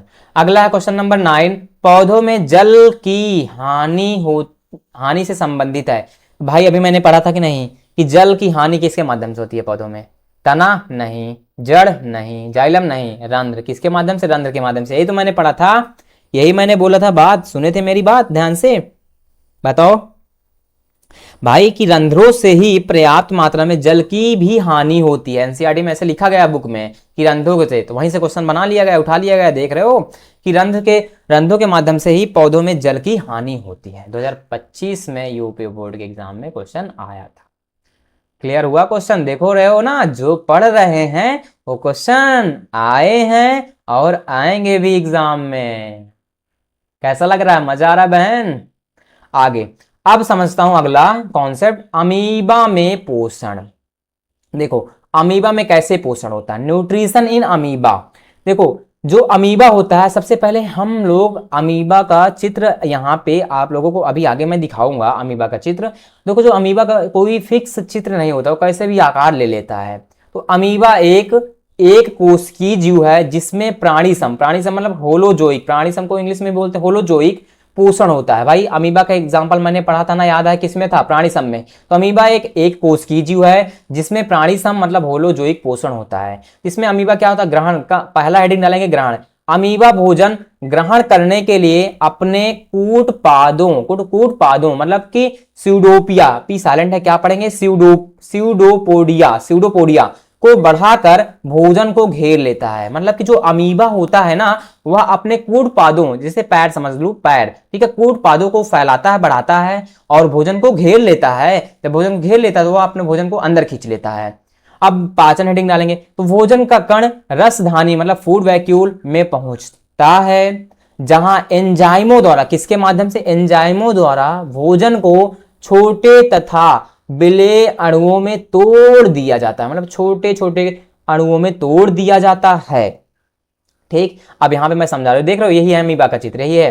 तो अब तोड़ दिया जाता है। अगला अवशोषण डालेंगे हेडिंग। अवशोषण में क्या होगा कि खाद्य पदार्थों को कोशिका द्रव्य में अवशोषित कर लिया जाता है। पहले इसको एक बार पढ़ ले रहा हूं, फिर मैं समझाऊंगा, ठीक है? अवशोषित कर लिया जाता है। अगला है अभिग्रहण। अवशोषित भोजन का उपयोग ऊर्जा निर्माण, वृद्धि और मरम्मत में किया जाता है। ठीक, फिर होता है इसके बाद बहिष्करण, मतलब कि अंत में जो कोशिका झिल्ली टूट जाती है, जो अंत में कोशिका झिल्ली टूट जाती है, जिससे अपचयित पदार्थ अपचयित पदार्थ मतलब भोजन पदार्थ शरीर से बाहर निकल जाता है। अपचयित पदार्थ भोजन पदार्थ शरीर से बाहर निकल जाता है, या ऐसा भी बोल सकते हैं अपचयित भोज्य पदार्थ शरीर से बाहर निकल जाता है। अपचयित पदार्थ या हुए भोजन पदार्थ जो है वो शरीर से बाहर निकल जाते हैं। अब देखो भैया, ये अमीबा है, आपको दिख रहा है अमीबा। अमीबा का कोई फिक्स चित्र नहीं है, वो कैसा भी आकार ले लेता है, ठीक है? तो ये अमीबा है, सबसे पहले अमीबा है, तो यहाँ पे ये अमीबा बना है, आपको दिख रहा है अमीबा। अमीबा आप सभी को दिख रहा होगा, ये अमीबा है, ठीक है? अब देखो भाई अमीबा है, तो यहाँ पे इसका ये चित्र है, आप सभी को दिख रहा होगा, ये चित्र है, ठीक? तो इसमें ये जो पॉइंट है केंद्रक है, क्या होता है? केंद्रक होता है, ठीक है? ये पॉइंट जो है केंद्रक, ये अमीबा का साइन है। अब खाद्य कण का मतलब भोजन। अब भाई जैसे अमीबा के पास भाई अमीबा है, अब ये जो दिख रहा है, देखो ये ऐसा आकार, जैसे देखो ऐसे टाइप का, ऐसे ना, ऐसे टाइप का, ये किसी भी आकार का ले लेता है। देखो फिर इसके बाद ये ऐसा आकार, ये ऐसा आकार, ये ऐसा आकार, मतलब ये किसी भी आकार का रूप ले लेता है, बदल जाता है। इसका कोई फिक्स आकार नहीं है। जब इसके समीप, इसके पास किसी खाद्य कण को, किसी भोज्य पदार्थ को, किसी भी भोजन को इसके पास लाया जाता है, जब इसके पास भोजन को लाया गया, देखो पादाव या कूटपाद, इसी को बोलते हैं कूटपाद। ये दिख रहा है आपको, ये है क्या? कूटपाद, या हम लोग बोल सकते हैं इसके पैर, ठीक है? कूटपाद इसको फैलाता है। अब जैसे इसको फैलाएगा तो ये भोजन इस के अंदर आ जाता है। भाई भोजन को फैलाकर ये भोजन को क्या ले लेता है? अपने अंदर ले लेता है। अब जाए भाई ये भोजन को अंदर ले लिया। अब भाई भोजन को यहाँ पे देख रहे हो, ये अंदर ले लिया। तो अब ये खाद्य रिक्तिका यहाँ पे जो बनता है, खाद्य रिक्तिका का मतलब कि जहां पे ये खाद्य कण, मतलब कि जहां पे ये खाद्य रिक्तिका का मतलब क्या है कि जहां पे अमीबा अपने भोजन को रखता है थोड़े समय के लिए, भोजन को अमीबा अपने पास थोड़े समय के लिए रखता है, खाद्य कण को रखेगा थोड़े समय के लिए। अब भाई जब रखेगा तो वहां पे मैंने एक चीज पढ़ा था कि ना, तो यहाँ पे जो एंजाइम होता है, वो एंजाइम के माध्यम से अमीबा एंजाइम को रिलीज करेगा। एंजाइम का मतलब कि वही लार ग्रंथि से ना एंजाइम रिलीज होता है, रिलीज करेगा, तो वह खाद्य पदार्थ छोटे छोटे कणों में टूटेगा, फिर उसको अंदर अपने अपचयित कर लेता है, मतलब कि धीरे धीरे निगल लेता है, खा लेता है फिर अमीबा। फिर उसके बाद जब खा लेता है बढ़िया से घा घा जाएगा ना, पेट वोट भर जाएगा, फिर जो भी बहिष्करण में आता है कि जो भी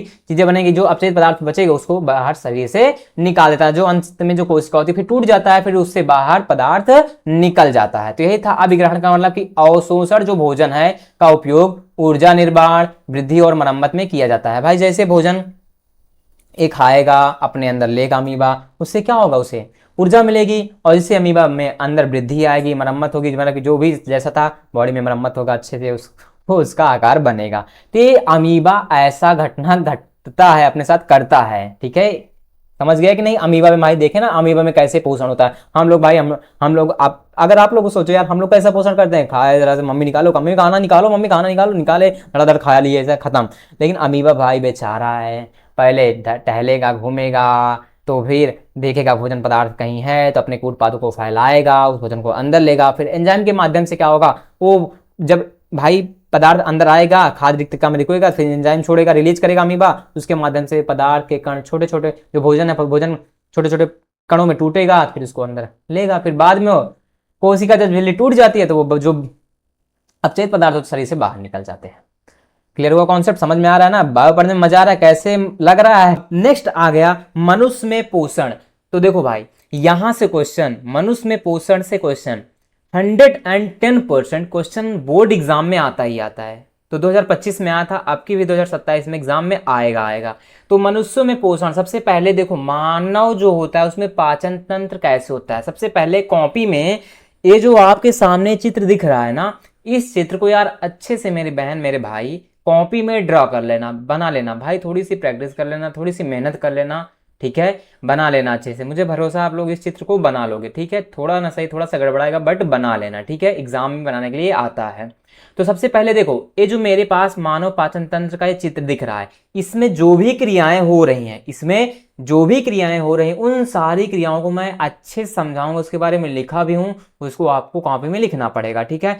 सबसे पहले देखो पाचन का मतलब समझ लेता हूं कि यार पाचन का मतलब होता क्या है। देखो प्राणी द्वारा, मतलब कि जो मनुष्य होते हैं, जो भी प्राणी होते हैं, प्राणी द्वारा ग्रहण किए गए जटिल अघुलनशील कार्बनिक भोज्य पदार्थों को सरल घुलनशील इकाइयों में बदलने की प्रक्रिया को पाचन कहते हैं। मान लो हम बहुत सारी चीजें खाते हैं, मम्मी लाया पापा लाया, जो भी सारी चीजें लाते हैं, खाना वाना सब कुछ खाते हैं ना, अब उसको खाएंगे भाई, जब हम मुंह से खाएंगे तो उसमें, जब मुंह से खाएंगे दांत होगा, जीभ होगा, सारी चीजें चबाने का काम, ये सब मतलब कि लार में मिलाने का काम, ये सारी चीजें हो रही होती हैं कि नहीं।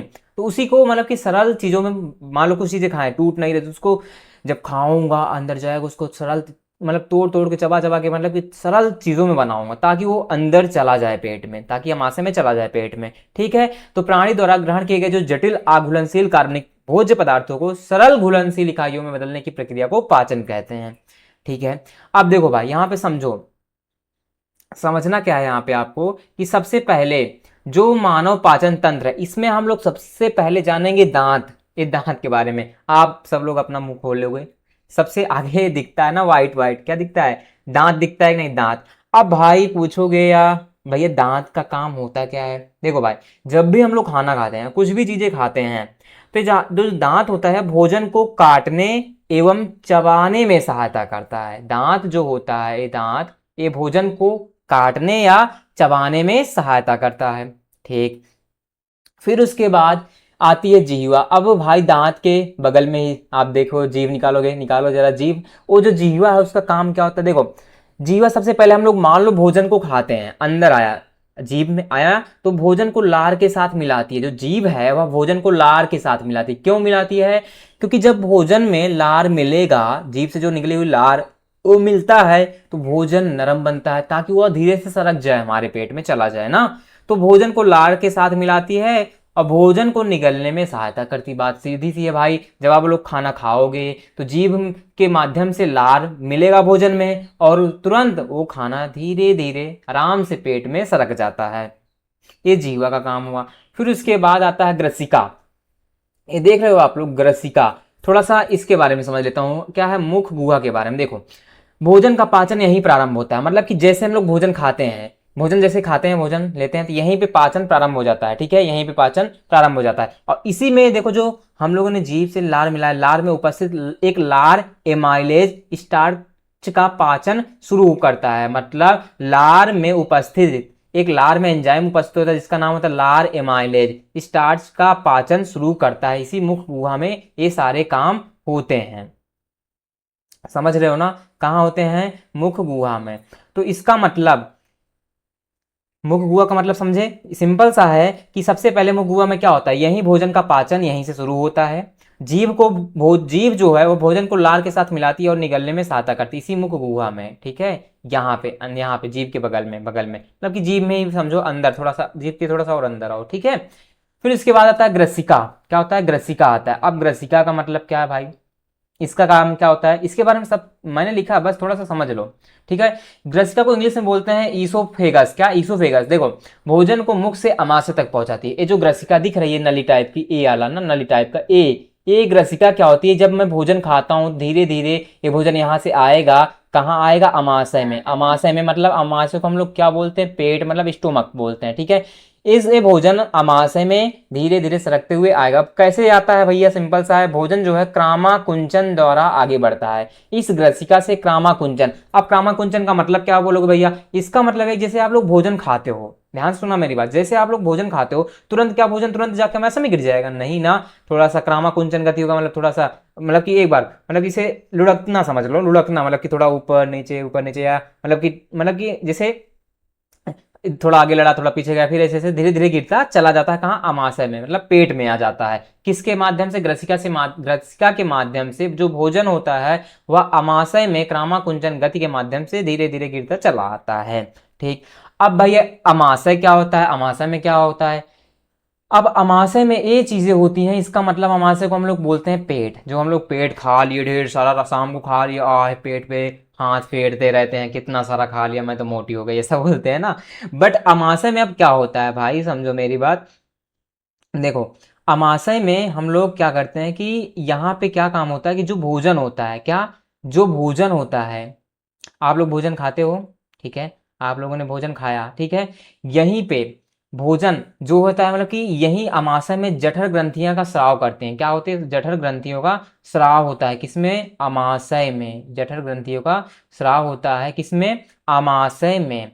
अब देखो, अगर जठर ग्रंथियों का यहाँ पे अमाशय में स्राव होता है, इसका मतलब यहीं पे जो भोजन होता है मथता है। मतलब कि भोजन जो होता है कुछ टाइम के लिए, 3 या 4 घंटे के लिए इसी अमाशय में रुकता है, और यही अमाशय से हाइड्रोक्लोरिक अम्ल मतलब पेप्सिन तथा म्यूकस का भी स्राव होता है। कहाँ से? अमाशय से। और यहाँ प्रोटीन का आंशिक पाचन होता है, मतलब कि अमाशय में ही जो प्रोटीन होता है उसका, जो हम लोग खाना खाते हैं उसमें जो प्रोटीन मिलता है उसका यहीं पे पाचन होता है, इसी अमाशय में। ये देख रहे हो रचना इसी अमाशय की, ऐसे बना है। ठीक है, ये पूरा अमाशय है। ठीक है, अब देखो भाई, अमाशय के बाद क्या आता है? यकृत। आपको दिख रहा है यकृत, ये यकृत, ए आला पूरा भाग, ए कत्थई कलर का जो दिख रहा है ना, ऐसे ये पूरा क्या है हमारे पास? यकृत बोलते हैं इसको। क्या बोलते हैं? यकृत। अब देखो, शरीर की सबसे बड़ी जो ग्रंथि, जिसको यकृत को हम लोग इंग्लिश में क्या बोलते हैं? लीवर बोलते हैं ना, लीवर कहते हैं ना, लीवर। इसको फैटी लीवर हो गया, फैटी लीवर मतलब जैसे मोटा होते हैं। अब इसी में लीवर में बहुत सारे को इन्फेक्शन हो जाता है, बहुत सारे लोगों को प्रॉब्लम आ जाती है ना, तो दवाई अगर आते हैं तो ये लीवर में बहुत सारी प्रॉब्लम आती है अगर आप अपने हेल्थ का ध्यान नहीं रखते हो तो। अब देखो, जो यकृत है शरीर की, ये पूरे शरीर की सबसे बड़ी ग्रंथि होती है। यहाँ से बहुविकल्पी में क्वेश्चन बन सकता है कि जो शरीर की सबसे बड़ी ग्रंथि क्या होती है? यकृत। और इसी यकृत में पित्तरस बनता है। क्या बनता है? पित्तरस बनता है। क्या बनता है? पित्तरस। और पित्तरस वसा के पाचन में सहायता करता है। पित्तरस जो होता है वसा के पाचन में सहायता करता है। देख रहे हो यहाँ पे, ये देख रहे हो पित्ताशय, इसी को बोलते हैं पित्ताशय। ये ग्रीन कलर की दिख रही है ना, पित्ताशय, और बगल की एक नली टाइप की निकली है ना नीचे, देखो ध्यान से, नली टाइप का, उसको बोलते हैं पित्त नली बोलते हैं। क्या बोलते हैं? पित्त नली। तो इसका मतलब क्या हुआ? पित्ताशय का मतलब क्या होता है? पित्त का भंडारण करता है। ठीक, और बगल में क्या, ये जो ग्रीन कलर की नली दिख रही है, नली नीचे देखो पीछे, उसको बोलते हैं पित्त नली। तो भाई यकृत शरीर की सबसे बड़ी ग्रंथि होती है, यहीं पे पित्त रस बनता है इसी यकृत में, और पित्त रस वसा के पाचन में सहायता करता है। अब उसके बाद आया पित्ताशय। देखो, पित्ताशय का मतलब क्या होता है? पित्ताशय जो गाल ब्लेडर होता है, पित्त रस का संग्रह करता है। पित्ताशय में ही पित्त रस का संग्रह होता है। यहाँ पे ये जो पित्ताशय, इसी में पित्त रस का संग्रह होता है, इसी में पित्त रस बनता है।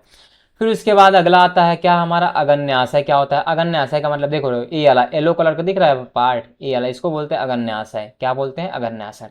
अगन्याशय में क्या होता है? पैंक्रियाज, जिसको इंग्लिश में बोलते हैं अगन्यासी रस का स्राव करता है। अगन्यासी जो होता है अगन्यासी रस का स्राव करता है। इसमें ट्रिप्सिन, लाइपेज तथा एमाइलेज एंजाइम होते हैं।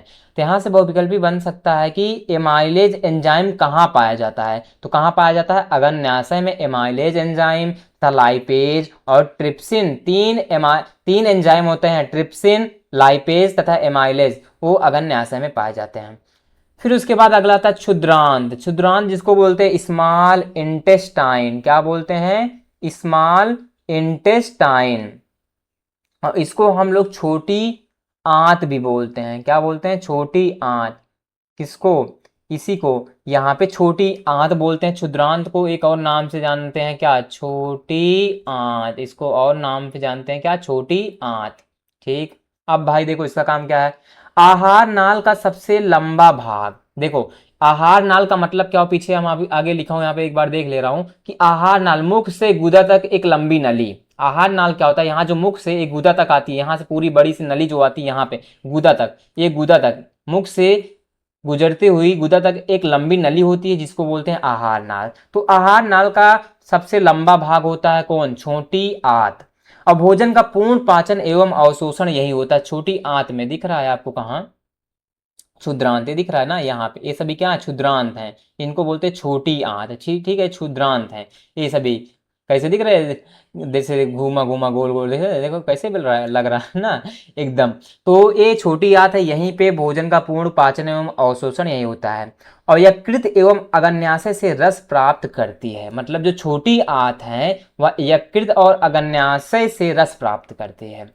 फिर उसके बाद आता है हमारे पास अगला बड़ी आंत। क्या, बड़ी आंत, जिसको बोलते हैं हम बृहदांत्र। बृहदांत्र को इसको हम लोग बोलते हैं बड़ी आंत। क्या बोलेंगे, बड़ी आंत। अब बड़ी आंत का काम क्या होता है, लार्ज इंटेस्टाइन। देखो अपचयित भोजन यहाँ आता है, मतलब कि जो भोजन, ये देख रहे हो यहाँ से, ये पूरा ये मेरे पास, इसको बोलते हैं बड़ी आंत। तो इसमें क्या होता है, इस बड़ी आंत में जो भोजन नहीं पचा हुआ होता है, जो भोजन नहीं पचा हुआ होता है वो यहाँ पे आता है। और जल का पुनः अवशोषण करती है। जल भाई, जल का पुनः अवशोषण करती है, मतलब जल लेती है और शेष अपशिष्ट को मल के रूप में बाहर भेजती है। यही बड़ी आंत जो है, जो शेष अपशिष्ट पदार्थ बचा वह मल के रूप में वो बाहर भेजती है। क्या भेजती है, बाहर भेजती है। फिर उसके बाद आता है गुदा द्वार। गुदा द्वार का मतलब क्या होता है, शरीर से मल बाहर निकालने का मार्ग। ये जो ये दिख रहा है गुदा द्वार, यही शरीर से बाहर मल निकालने का मार्ग। मतलब जब लेटरिंग होता है तो यहीं से, देखो हम लोगों का पेट खराब होता है तो लेटरिंग निकलती है, तो यहीं से बाहर से, यहीं गुदा द्वार से लेटरिंग बाहर आ जाती है। मतलब जो अपशिष्ट पदार्थ होते हैं पेट में बचते हैं, जो नहीं पचते हैं, वह भैया कहते हैं मम्मी पेट खराब है, तो मम्मी बोलेंगी चलो डिब्बा लेकर भाग जाओ तो मतलब यहीं से लैट्रिन निकल जाती है। मतलब जो भी चीज़ें अपशिष्ट पदार्थ होते हैं हमारे पेट में, वहीं इसके थ्रू बाहर निकल जाता है। सुबह सुबह हुआ, भाग गए। ठीक है, अब भाई समझ गए कि नहीं सारी क्रियाएं। अब इसी सारी क्रियाओं के बारे में मैंने आगे लिखा है। ठीक, चित्र बना लेना अच्छे से। तो सबसे पहले अभी मैंने देखा था कि यार दांत क्या होता था। दांत देखो भोजन को काटने एवं चबाने में सहायता करता है। मुंह या मुख गुहा का मतलब क्या था, भोजन का पाचन यहीं से प्रारंभ होता है। मुख गुहा के मध्य स्थित जो जीभ भोजन में लार को मिलाने तथा भोजन को निगलने में सहायता करती है। जीभ आप जानते हो, लार में उपस्थित लार एमाइलेज स्टार्च का पाचन शुरू करता है। ठीक है, यही मुख गुहा। अब उसके बाद ये सारे पॉइंट लिखना है। अब भैया बोलोगे यार मुझे सारे पॉइंट याद नहीं है। जब आप एक दो बार चित्र बनाओगे, लिखोगे, तो उसमें से कम अगर आप चित्र बना के 5 भी पॉइंट लिख दोगे तब भी अच्छी बात है। ठीक है, अगला ग्रसिका भोजन को मुख से अमाशय तक पहुंचाती है तथा भोजन क्रामाकुंचन द्वारा आगे बढ़ता है, मैंने भी समझा था। अगला अमाशय मतलब स्टोमक, पेट जिसको बोलते हैं। भोजन ग्रसिका से होते हुए सीधा अमाशय में पहुंचता है। कहां पहुंचता है, अमाशय में। अमाशय आहार नली का सबसे चौड़ा भाग होता है जो एक थैली नुमा होता है। कैसे, थैली नुमा होता है। अमाशय में भोजन लगभग 4 घंटे तक रहता है। कितने, लगभग 4 घंटे। भाई पचेगा ना, तो उसमें जो सही चीजें बनेगा, वो जिससे जिससे जो प्रोटीन मिलेगा उसको पचाएगा, बाकी अपशिष्ट पदार्थ को जान रहे हो उससे निकाल देगा ना, समझ रहे हो ना। ठीक है, अगला हाइड्रोक्लोरिक अम्ल पेप्सिन तथा म्यूकस का स्राव करता है। कौन, अमाशय करता है। अगला है यकृत। यह मानव शरीर का सबसे बड़ी ग्रंथि है। यकृत भाई मैंने बताया कि मानव शरीर की सबसे बड़ी ग्रंथि है। यह क्या करती है, यह पित्त रस का निर्माण करता है। कौन? यकृत, जिसे पित्ताशय में संग्रहित किया जाता है। भाई यकृत पित्त रस का निर्माण करेगी, पित्त रस को बनाएगी और उसी पित्त रस को पित्ताशय में संग्रहित किया जाता है, मतलब पित्ताशय में रखा जाता है। और पित्ताशय भी क्या होता है भाई? यकृत से निकलने वाला पित्त, जो यकृत से निकलेगा पित्त पित्ताशय में जमा होता है। पित्त पीले हरे रंग का क्षारीय द्रव होता है। जो पित्त होता है, आप जो पित्त देखो वो पीले थोड़ा हरे रंग का क्षारीय द्रव होता है। ठीक है। और अगला है अगन्याशय। अगन्याशय का मतलब क्या? अभी मैंने देखा अगन्याशयी रस का स्राव करता है अगन्याशय। इसमें ट्रिप्सिन, लाइपेज तथा एमाइलेज एंजाइम होते हैं। अगन्याशय में ट्रिप्सिन तीन एंजाइम पाए जाते हैं, ट्रिप्सिन, लाइपेज तथा एमाइलेज एंजाइम होते हैं। अगला आता है क्षुद्रांत, जिसको बोलते हैं छोटी आंत। इसमें क्या होता है? आहार नाल का सबसे लंबा भाग होता है छोटी आंत। भोजन का पूर्ण पाचन एवं अवशोषण यही होता है। यकृत एवं अगन्याशय से रस प्राप्त करती है कौन? छोटी आंत। और बृहदांत मतलब बड़ी आंत बोलते हैं जिसको। अपचयित भोजन यहाँ आता है, मतलब जो भोजन पचा नहीं रहता वो कहाँ आता है? बड़ी आंत में।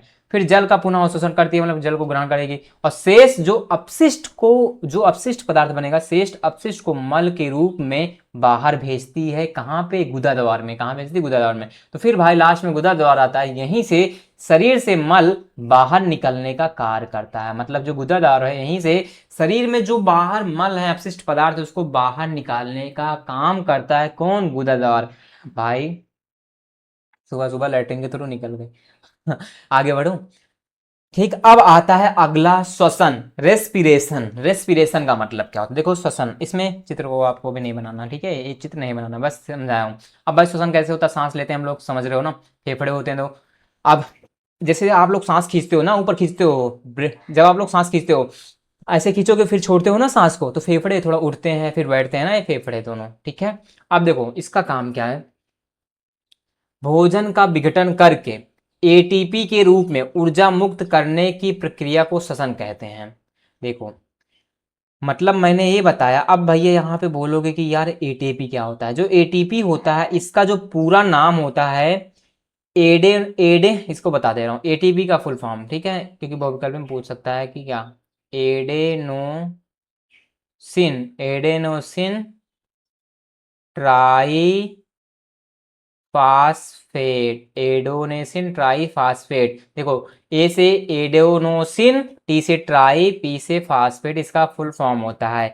इसको हम लोग क्या बोलते हैं पता है? कोशिका की ऊर्जा मुद्रा। एटीपी क्या होती है? कोशिका की ऊर्जा मुद्रा, मतलब energy currency of the cell. ATP को बोलते हैं energy currency of the cell, मतलब कोशिका की एक ऊर्जा मुद्रा है जो वहां जहां से ऊर्जा मिलती है। ठीक है। तो भोजन का जो विघटन करके एटीपी के रूप में ऊर्जा मुक्त करने की प्रक्रिया को श्वसन कहते हैं। अब भैया श्वसन, श्वासोच्छ्वास श्वसन में अंतर क्या? मतलब ब्रीथिंग एंड रेस्पिरेशन में अंतर क्या होता है? क्वेश्चन आया था 2019 और 22 में कि ब्रीथिंग और रेस्पिरेशन में अंतर क्या होता है। अब भैया लोग समझते हैं श्वसन का मतलब सांस ऊपर लेना छोड़ना, सांस लेना और छोड़ना श्वसन का मतलब, ऐसा नहीं होता। ये इसमें अंतर होता है, ब्रीथिंग अलग है और रेस्पिरेशन अलग है। देखो श्वासोच्छ्वास में क्या होता है कि यह एक भौतिक प्रक्रिया है, मतलब कि भौतिक प्रक्रिया है। और श्वसन क्या होता है? यह एक रासायनिक प्रक्रिया है। फेफड़ों में होता है, मतलब कि जो ब्रीथिंग होती है फेफड़ों में होता है, सांस को लेते हैं फिर छोड़ते हैं ना, ये फेफड़ों में होता है, यह क्रिया फेफड़ों में होती है। और श्वसन में क्या होता है? शरीर की कोशिकाओं में होता है, मतलब जो श्वसन होता है शरीर की कोशिकाओं में होता है। अब ब्रीथिंग में क्या होता है? हवा अंदर लेने और बाहर निकालने की प्रक्रिया। ब्रीथिंग में हवा अंदर लोगे और फिर उसको बाहर निकालोगे। फिर श्वसन क्या होता है कि भोजन से ऊर्जा उत्पन्न करने की प्रक्रिया, मतलब कि जो फूड होता है जब हम लोग भोजन खाते हैं उससे, उस भोजन से जो एनर्जी मिलती है, जो ऊर्जा उत्पन्न करते हैं, वही है हमारा रेस्पिरेशन। ठीक है, समझ गए कि नहीं उसमें डिफरेंस? आगे अब एक क्वेश्चन यहाँ ये भी बनता है 2017 और 2023 में आया था कि ऑक्सी श्वसन और अनॉक्सी श्वसन, जिसको बोलते हैं वायवीय श्वसन और अवायवीय श्वसन, वायवीय श्वसन और अवायवीय श्वसन। देखो इस क्रिया में O2 की आवश्यकता होती है, मतलब अगर वायवीय श्वसन में क्या होता है कि ऑक्सीजन की आवश्यकता होती है और अवायवीय श्वसन में ऑक्सीजन की आवश्यकता नहीं होती है। क्रिया के अंत में CO2 तथा जल बनता है। भाई जो वायवीय श्वसन होता है इसमें जो अपक्रिया के अंत में कार्बन डाइऑक्साइड CO2 मतलब और जल बनता है। जल मतलब कि जल का सूत्र क्या होता है? H2O बनता है। और इसमें क्या होता है, अवायवीय श्वसन में क्रिया के अंत में कार्बन डाइऑक्साइड तथा एथेनॉल बनता है। एथेनॉल को आप जानते हैं जिसको बोलते हैं अल्कोहल, जिसका सूत्र होता है C2H5OH। तो कार्बन डाइऑक्साइड तथा एथेनॉल बनता है। इसमें अधिक ऊर्जा उत्पन्न होती है, मतलब लगभग लगभग लगभग मैं बताऊं यहाँ पे 38 एटीपी। 38 एटीपी का मतलब होता है कि भाई बहुत ज्यादा ऊर्जा उत्पन्न होती है वायवीय श्वसन में। और अवायवीय श्वसन में क्या होता है, इसमें कम ऊर्जा उत्पन्न होती है, मतलब लगभग इसमें बता दो 2 एटीपी, मतलब 2 एटीपी ऊर्जा मुक्त होती है, उत्पन्न होती है, मतलब बहुत कम ऊर्जा ना। क्योंकि यहाँ पे देख रहे हो भाई 38 एटीपी ऊर्जा, जिसको बोलते हैं energy currency of the cell, मतलब कि यहाँ पे कोशिका की ऊर्जा मुद्रा बहुत ज्यादा है, यहाँ पे कम है। समझ गए। तो अब आता है अगला पॉइंट भाई, ये भी हमारे एग्जाम के लिए मोस्ट इंपॉर्टेंट है। यहां से भी क्वेश्चन, यहां से भी आता है कि मनुष्य में श्वसन तंत्र का नामांकित चित्र बनाओ, उसमें जो क्रिया होती है उसको बताओ। अब भाई पहले इस भी चित्र को आप लोग कॉपी में ड्रा करोगे, बनाओगे भाई, ठीक है। तो भाई इसमें जितने भी चीजें हैं हम लोग सारी चीज़ों को समझेंगे। अब यहाँ पे कुछ चीज़ें होंगी, देखो सारी चीज़ें लिखनी नहीं होती, बस इसमें जो भी चीज़ें आपको, जो भी मेन मेन चीज़ें पता रहेंगी आप चित्र को बनाओगे, बस मेन मेन 4-5 चीज़ें लिख दोगे, दिखा दोगे, तब भी आपका चित्र अच्छे से पूर्ण माना जाएगा, ठीक है। उसके बारे में फिर आप लोग आगे थोड़ा सा लिख दोगे, ठीक। तो अब यहाँ पे समझेंगे हम लोग थोड़ा सा इसके बारे में कि मनुष्य में श्वसन तंत्र के बारे में। सबसे पहले चित्र में देख रहे हो कई सारे पॉइंट हैं, अगर आप इसमें से 4-5 पॉइंट भी अच्छे से समझ जाते हो उसके बारे में लिख दो बस। देखो एक नसाहार होता है, मुख हुआ, मुख के बारे में समझा था, ग्रसनी, कंठ हुआ, श्वास नली, उपास्थि वलय या फुफ्फस, पसलियां, श्वसनिका, डायाफ्राम, श्वसनिकाएं, श्वसन, श्वसनी, ठीक है, कुपिका, कुफिका। तो इन सब के बारे में हम लोग थोड़ा थोड़ा जानेंगे। देखो ये जो नसाहार है, ये जो नसाहार है इसी को हम लोग बोलते हैं नॉस्ट्रिल्स। नॉस्ट्रिल का मतलब नासा छिद्र भी बोलते हैं। नासा छिद्र हम देखो हमारी नाक में 2 छिद्र होते हैं ना, 2 छिद्र होते हैं। अब भाई जो नासा छिद्र, यहीं से क्या होता है कि वायु शरीर में प्रवेश करने का मार्ग, भाई नाक से हम लोग सांस लेते हैं ना, लेते हो ना सांस, तो यहीं से जो होता है कि वायु जो होती है वह शरीर में प्रवेश करती है, हमारे बॉडी में प्रवेश करती है। और भाई श्वसन की शुरुआत यहीं से होती है, जब सांस लेते हैं यहीं से लेते हैं ना, तो यहीं से श्वसन की शुरुआत होती है, ठीक। अब उसके बाद आता है अगला, हमारे पास एक होता है नासिका मार्ग। नासिका मार्ग का मतलब भाई जब नाक के अंदर, देखो जब नाक के अंदर, नासिका मार्ग का मतलब आप लोग जब नाक में अंगुली डालते हो, देखो छोटे छोटे बहुत बाल होते हैं ना, छोटे छोटे बाल होते हैं। जब छोटे छोटे बाल होते हैं, छोटे बाल होते क्यों, क्या आपने कभी सोचा है? देखो भाई इसमें छोटे छोटे बाल होते हैं, जो नासिका मार्ग होता है, एक नासिका मार्ग होता है नाक के अंदर, ठीक है। नासिका मार्ग जब भाई नाक के अंदर से सांस जाती है, नासिका मार्ग होता है नसल पैसेज। देखो इसमें छोटे छोटे बाल होते हैं, थोड़ा अपना अंगुली डालकर नाक निकालना मतलब इसमें छोटे छोटे बाल होते हैं जो धूल एवं गंदगी को रोकते हैं। भाई जो पतले पतले बाल होते हैं नाक के अंदर, वो धूल और गंदगी को जाने से रोकते हैं। इसकी भीतरी सतह श्लेष्मा से ढकी रहती है, मतलब कि जो बाल होते हैं वायु को छानने तथा नम बनाने तथा गर्म करने का कार्य करते हैं। याद करो, जैसे मान लो आप जब नाक से सांस थोड़ा बाहर करोगे तो अपने इस अंगुली को मतलब नाक के पास रखो और सांस नाक से बाहर करो, देखो थोड़ा गर्म टाइप का लगता है, थोड़ा देखना प्रैक्टिकल करके। अभी जब बैठे हो ना, अपनी अंगुली को नाक के पास ले जाओ और नाक के छिद्र के पास, जैसे नाक से देखो वायु को छोड़ो, जैसे सांस छोड़ोगे तो जैसे तुम्हें फील होगा अंगुली में गर्म वायु निकल रही है, फील होगा, करके देखो, करके देखना, फील होगा तुम्हें गर्म वायु निकल रही है नाक से। तो इसका मतलब यही होता है जो बाल होते हैं। अब भाई देखो हमारे घरों में अक्सर होता क्या है कि हमारे पापा लोग, चाचा लोग, दादा लोग क्या करते हैं, बीड़ी उड़ी का सेवन करते हैं, बीड़ी सिगरेट पीते हैं ना। तो देखो जब वो लोग बीड़ी और सिगरेट का सेवन करते हैं ना, तो वो धुआं जाता है अंदर बॉडी के अंदर, वो लोग नाक से धुआं निकालते हैं। तो धीरे धीरे क्या होता है कि जब वो लोग ज़्यादा सेवन करते हैं तो धीरे धीरे धुएं के माध्यम से जो नाक के जो नासिका मार्ग के जो छोटे छोटे बाल हैं वह खत्म हो जाते हैं। जब वो बाल खत्म हो जाते हैं, इससे कहते हैं कि यही यही रीज़न होता है कि फिर फेफड़े में भाई कैंसर होता है, ठीक है। फेफड़े में कई सारी बीमारियां होती हैं, फेफड़े का कैंसर हो जाता है, यही रीजन लोग बोलते हैं ना, देखो बीड़ी में छपा रहता है, सिगरेट में ज़्यादा पीने से कैंसर होता है। तो भाई अगर वो बाल खत्म होते हैं, इसीलिए बोल देना कि भैया से मैंने बायो पढ़ा है, पापा वाह दादा चाचा आप लोग बीड़ी सिगरेट का सेवन मत करो, नहीं तो कैंसर की शिकायत होती है। क्योंकि जो नाक में बाल होते हैं अगर वो खत्म हो जाते हैं धुएं से, तो यही प्रॉब्लम होती है कि फिर फेफड़े भी धीरे धीरे खत्म होने लगते हैं। किसी को आप लोगों ने सुना है कि इनको, इनके फेफड़े एकदम खत्म हो गए हैं, ठीक है, इनको कैंसर हो गया है ना, ऐसा आप लोगों ने सुना है, ठीक। अब उसके बाद अगला आता है ग्रसनी। क्या आता है? ग्रसनी। मुख बुआ का आप लोगों ने पीछे समझा भी था। ग्रसनी में क्या होता है कि भोजन तथा वायु दोनों समान मार्ग है, दोनों का समान मार्ग, मतलब ग्रसनी से यहीं से यहाँ पे, यहीं से देखते हैं कि जो भोजन होता है और जो वायु दोनों का एक समान मार्ग होता है। अगला है कंठ, जिसको हम लोग बोलते हैं स्वर यंत्र भी, मतलब कि इसे हम लोग वॉइस बॉक्स भी कहते हैं। देख लो कंठ, यहाँ पे जब आप लोग गले के पास आओ, देखो गोल गोल टाइप का रहता है कंठ टाइप का, वॉइस बॉक्स भी कहते हैं। और इसमें स्वर रज्जुआं, मतलब ओकल कॉर्ड्स होती हैं, स्वर रज्जुआं, जैसे हम लोग बोलते हैं ना स्वर, कैसा स्वर निकलता है, किसी का कड़वा टाइप का, किसी की आवाज पतली, किसी की मोटी, ऐसे निकलती है नहीं, डिपेंड करता है किसका कंठ कैसा है। अब इसी कंठ से मतलब क्या होता है, ध्वनि उत्पन्न करता है तथा वायु को श्वास नली में जाने देता है। यही जो कंठ होता है, यही ध्वनि उत्पन्न करता है, साउंड उत्पन्न करता है, और यही वायु को जो है श्वास नली में भेजता है। किस में भेजता है, श्वास नली में भेजता है। ठीक है। अब उसके बाद आता है, ये जो श्वास नली है वायु को स्वर यंत्र से फेफड़ों तक पहुंचाती है। मतलब ये जो श्वास नली का काम क्या करता है, ये जो श्वास नली देख रहे हो, श्वास नली का काम क्या होता है कि जो वायु आती है उसी वायु को फेफड़े में पहुंचाने का काम करती है श्वास नली। फिर अगला आता है उपास्थि वाला। उपास्थि वाला देख रहे हो नीचे, ये छल्ले टाइप का ऐसे बने रहते हैं, उपास्थि वाला ऐसे बने रहते हैं गले में। आप स्पर्श करो अपने गले को, देख रहे हो ऐसे आता है, पहले कंठ, कंठ के नीचे देख रहे हो, जब आओगे तो वहां पे उपस्थि। अब मान लो कि यहीं पे जब कोई दबा देता है, तो देखो अगर कोई गला दबा देता है और सांस वास नहीं ले पाते भाई, एकदम सांस नहीं मतलब रुक जाती है, तो फिर सांस वास जाएगी नहीं, तो मतलब वहीं पे व्यक्ति खत्म, डेड। ठीक है। अब उपास्थि वलय में क्या होता है कि श्वास नली को दबाने या बंद होने से बचाते हैं। जो उपास्थि वलय है, जो सांस आ रही है, जो सांस आ रही है उसी को दबाने या बंद होने से बचाते हैं।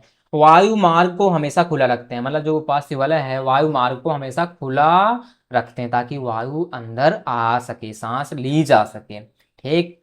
अब उसके बाद अगला आता है श्वसनी। श्वसनी क्या होता है, देखो श्वसनी दो भागों में विभाजित होकर प्रत्येक फेफड़ों में प्रवेश करती है। देखो श्वसनी दो भागों में विभाजित, यहाँ से उपास्थि वाला हुआ तो यहाँ पे श्वास नली आई, तो यहाँ पे एक एक भाग इधर बटा, एक भाग ठीक है दिख रहा है, एक भाग नीले कलर का इधर बटा। और ये दोनों भाग कहाँ जुड़ता है, फेफड़े से जुड़ता है, फेफड़े से जुड़ता है।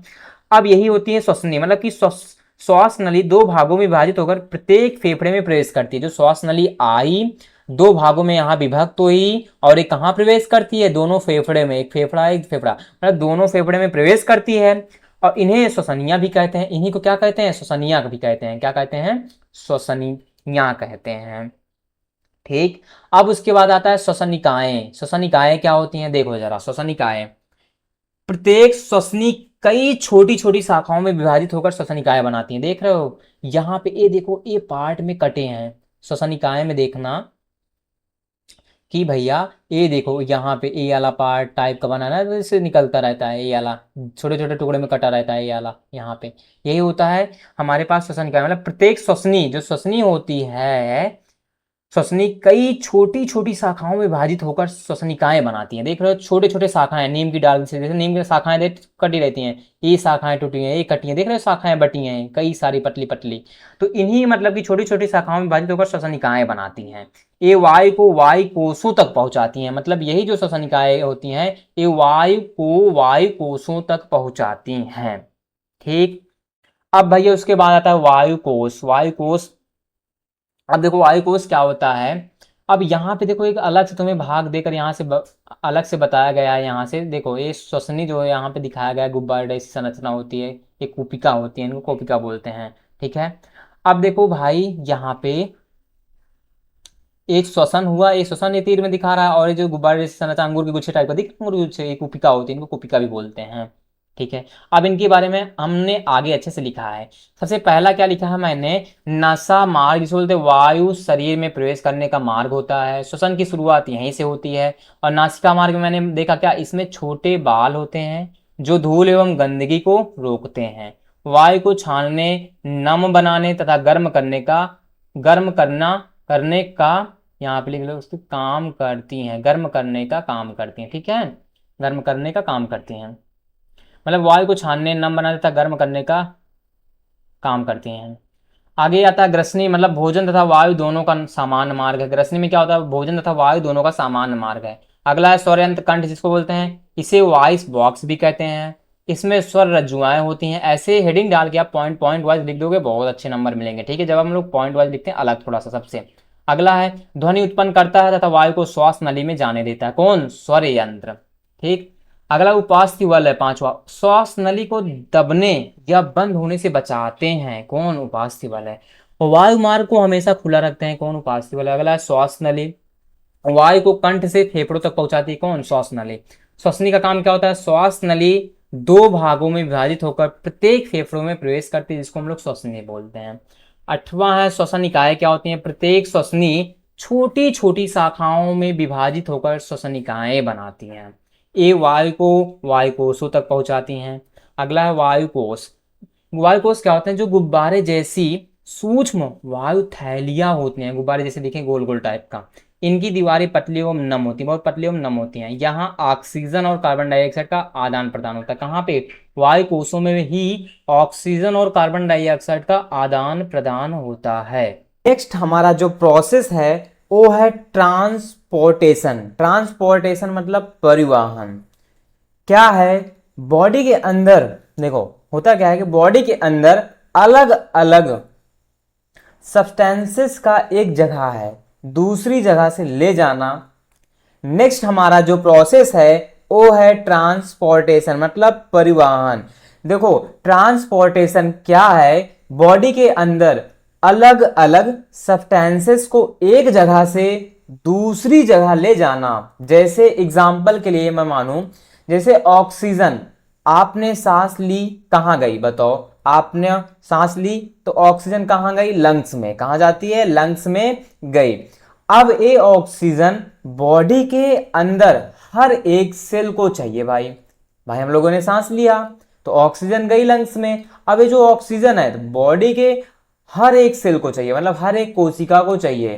तो क्या होगा बताओ, लंग्स के थ्रू खून में ऑक्सीजन घुल जाती है। मतलब लंग्स के जो थ्रू, जो हमारा लंग्स होता है उसके थ्रू हमारे खून में जो ऑक्सीजन होती है वह घुल जाती है। फिर ब्लड के थ्रू बॉडी के एक एक सेल को ट्रांसपोर्ट हो जाती है। मतलब लंग्स ने भेजा ब्लड को, लंग्स ने जो ऑक्सीजन उसको ब्लड में भेजा, फिर ब्लड के थ्रू हमारी पूरी बॉडी में, हमारी ब्लड के थ्रू हमारे बॉडी में एक एक सेल को ट्रांसपोर्ट हो जाती है, मतलब कि परिवहन हो जाती है। अब भाई बताओ यार, अब आपकी बॉडी की एक एक सेल है भाई, ठीक है, वो क्या कर रही है, क्या कर रहे हैं, खराब उत्पाद को निकाल रहे हैं। इसका मतलब है भाई हमारा सेल है तो उसका, उसके अंदर जो खराब उत्पाद बनेंगे उसको निकालेंगे, बाहर करेंगे ना। अब ये सारा खराब उत्पाद सेल को भेजना भी तो है, भेजना भी तो है, बाहर भी निकालना है। तो वही ना, एक आपने लोगों ने सुना है भाई, हमारे लंग्स में, लंग्स से ऑक्सीजन आया ब्लड में भेजा, अब उसमें जो सेल है वो कुछ चीजें पार्ट को बाहर निकालेंगे, कुछ रखेंगे। तो यहीं पे आप लोगों ने सुना था यार कि गाड़ी वाला आया तनी कचड़ा निकाल, गाड़ी वाला आया तनी कचड़ा निकाल। मतलब लॉजिक समझना, ऑक्सीजन लंग्स ने भेजा ब्लड में, अब ब्लड में मिला तो हर एक सेल देखेगी उसमें से क्या चीजें ऑक्सीजन आई, क्या कचड़ा है उसको बाहर निकालूंगा, क्या चीजें रखना है ब्लड के अंदर रखना है, सेव करना है, और क्या चीजें बाहर निकालना है। ध्यान सुनो ना, गाड़ी आया, गाड़ी वाला आया तनी कचड़ा निकाल। तो सुनो क्या होता है, सेल से ए जो वेस्ट निकलेगा, जो हमारी जो कोशिका होती है उससे जो वेस्ट निकलेगा, जो खराब पदार्थ निकलेगा, खराब उत्पाद निकलेगा, वह खून में घुल जाएगा। फिर क्या होता है, खून में घुल जाएगा और ब्लड ले जाके बाहर कर देता है। वही ब्लड फिर उसे ले जाके क्या कर देता है, बाहर कर देता है। अब भाई उसके बाद हम लोग ने थोड़ा सा समझा कि नहीं परिवहन के बारे में, समझा ना। तो अब भाई देखो, अब देखो परिवहन क्या होता है कि भोजन, ऑक्सीजन, कार्बन डाइऑक्साइड तथा जल तथा अपशिष्ट पदार्थों जैसे पदार्थों को शरीर के एक भाग से दूसरे भाग तक पहुंचाने की प्रक्रिया को परिवहन कहते हैं। अभी मैंने थोड़ा सा चीजें बोली, समझाई, उसको आप लोगों ने सुना, तो वही है, इसका मतलब वो ट्रांसपोर्टेशन हो रहा है, ठीक है। तो अब देखो मनुष्यों में जो हमारे जो ह्यूमन बींग्स होते हैं उनमें जो परिवहन होता है कैसे होता है, तो देखो यहीं पे आप लोगों की बॉडी है, यहीं पे दो लंग्स होते हैं ना, यहाँ पे दो फेफड़े लंग्स होते हैं ना, यहीं पे आपको वो लंग्स क्या होते हैं, ऑक्सीजन को कहाँ पहुंचाते हैं, ब्लड में पहुंचाते हैं। अब जो मनुष्य में जो परिवहन होता है दो तरीके से होता है, एक रक्त परिसंचरण द्वारा और दूसरा लसिका तंत्र द्वारा। अब रक्त परिसंचरण के तीन भाग हैं, तीन पार्ट है, एक रक्त मतलब ब्लड, दूसरा रक्त वाहिनियां और तीसरा है हृदय, हार्ट। रक्त वाहिनियां के भी तीन भाग होते हैं, धमनियां आर्टरीज, सिराएं वेन्स और केशिकाएं कैपिलरीज, कैपिलरीज। ये एक एक करके हम लोग समझेंगे रक्त के बारे में, फिर रक्त वाहिनियां के बारे में, फिर हृदय के बारे में, जो कि हृदय से क्वेश्चन आता है, ये हमारे लिए इंपॉर्टेंट रहेगा वहां पे, क्योंकि यहाँ से क्वेश्चन बनता है उसका चित्र बनाने के लिए, क्रियाविधि। ठीक है, समझ गए कि नहीं ट्रांसपोर्टेशन का मतलब। अब आगे आता है, हम लोग समझेंगे रक्त मतलब ब्लड के बारे में। देखो ब्लड क्या होता है, रक्त लाल रंग का एक तरल संयोजी ऊतक है जो पूरे शरीर में प्रवाहित होकर कोशिकाओं तक अवश्य पदार्थ पहुंचाता है। भाई सिंपल सा है, सेल को अवश्य पदार्थ पहुंचाएगा, जो सेल को जरूरत है, उस जो सेल को जरूरत होगी जो भी चीजें, वह कौन पहुंचाएगा, ब्लड पहुंचाएगा। तथा अपशिष्ट पदार्थों को शरीर से हटाने में सहायता भी करता है ब्लड। मतलब जो भी अपशिष्ट पदार्थ होता है उसको शरीर से बाहर निकालने में ब्लड सहायता करता है। अब देखो जो ब्लड है, ए वाला पॉइंट देख रहे हो, इसको बोलते हैं हम लोग ब्लड वेसल्स, ए वाले इसको बोलते हैं ब्लड वेसल्स। ठीक है, अब भाई ब्लड दो टाइप का होता है, एक वाइट ब्लड सेल्स, क्या जो आपको ग्रीन टाइप का दिख रही है ना, नीला नीला, ग्रीन है नीला, ब्लू कलर, इसको बोलते हैं हम लोग, ब्लू कलर को बोलते हैं वाइट ब्लड सेल्स, जिसको आप लोग पढ़ते हो WBC। ठीक है, WBC वाइट ब्लड सेल। और ये जो लाल दिख रही है इसको बोलते हैं रेड ब्लड सेल, मतलब कि RBC, आप लोगों ने सुना होगा जब ब्लड चेक करवाते हैं। और यहाँ पे देख रहे हो ये जो निकल रही है, ये लंबी लंबी थोड़ा सा पतली पतली दिख रही हो, ये वाला लंबी, ये लंबी पतली पतली, इनको बोलते हैं हम लोग प्लाज्मा। क्या बोलते हैं इनको, प्लाज्मा बोलते हैं।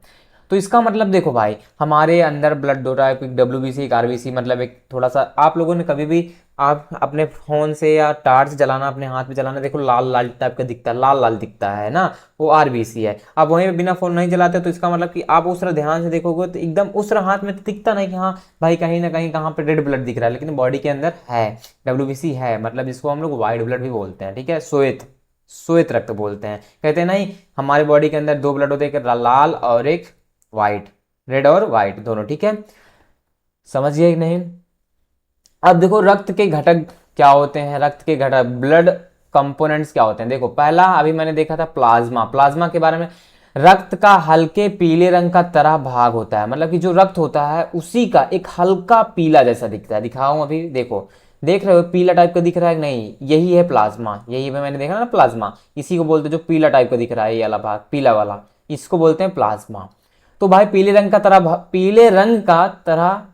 की तरह भाग होता है। यह भोजन हार्मोन कार्बन डाइऑक्साइड CO2 तथा नाइट्रोजन अपशिष्ट पदार्थों का परिवहन करता है। प्लाज्मा का काम क्या है कि भोजन जो फूड आया और हार्मोन कार्बन डाइऑक्साइड तथा नाइट्रोजन और अपशिष्ट पदार्थों का ये परिवहन करता है, ट्रांसपोर्ट करता है। कौन, प्लाज्मा करता है। अगला है लाल रक्त कण, क्या मतलब RBC का मतलब क्या होता है, RBC में हीमोग्लोबिन नामक लौह युक्त प्रोटीन पाया जाता है। लौह युक्त प्रोटीन मतलब कि याद करो, लौह युक्त मतलब आयरन, याद करो। कहते हैं यार हम लोग डॉक्टर के यहाँ जाते बोलते हैं इनके यहाँ इनके बॉडी में आयरन की कमी है ना, मतलब ब्लड की कमी है। भाई ब्लड की कमी है तो मतलब अगर ब्लड कमी है तो भाई सिंपल सा है आयरन की भी कमी है, तो आयरन की टॉनिक देते हैं ना डॉक्टर। तो इसका मतलब देखो हीमोग्लोबिन ऑक्सीजन तथा कुछ मात्रा में CO2 का परिवहन करता है और इसी कारण रक्त का लाल रंग दिखाई देता है। भाई जो हीमोग्लोबिन जो है वह ऑक्सीजन तथा कुछ मात्रा में कार्बन डाइऑक्साइड CO2 का भी परिवहन करता है, ट्रांसपोर्ट करता है। इसी कारण जो हमारे पास जो ब्लड हुआ लाल रंग दिखाई देता है, RBC। देखो हम लोग जब ब्लड चेक करवाते हैं, जो ब्लड की रिपोर्ट आती है वहां पे सबसे ऊपर ही लिखा रहता है RBC, मतलब वहां पे हीमोग्लोबिन की मात्रा कम है। तो ठीक है, लगभग हम लोगों में हीमोग्लोबिन की मात्रा लगभग होनी चाहिए, ब्लड की मात्रा 10 से 11 पॉइंट लगभग। अगर आप इससे नीचे आते हैं तो कोई ना कोई कमजोरी बुखार ऐसा होता है, लगभग 8 या 9 पॉइंट में भी आते हैं तब भी कमजोरी बुखार बताता है। तो हम लोग डॉक्टर को दिखाते हैं तो ब्लड चेक करवाते हैं तो हमें पता चलता है। आप लोग ध्यान रखना कि जब हम लोग ब्लड चेक करवाते हैं तो RBC कम से कम उसका 10 और 11 पे होना चाहिए, तब आपके अंदर अच्छे से ब्लड है, आपको प्रॉब्लम नहीं होगी। ठीक है, अगला आता है श्वेत रक्त कणिकाएं, जिसको बोलते हैं WBC। शरीर को संक्रमण और रोग जनकों से बचाती है। तो मतलब जो WBC का काम है यह कि ये क्या करता है पता है, कि हमारे बॉडी के अंदर कोई संक्रमण ना हो, कोई बॉडी के अंदर प्रॉब्लम ना आए।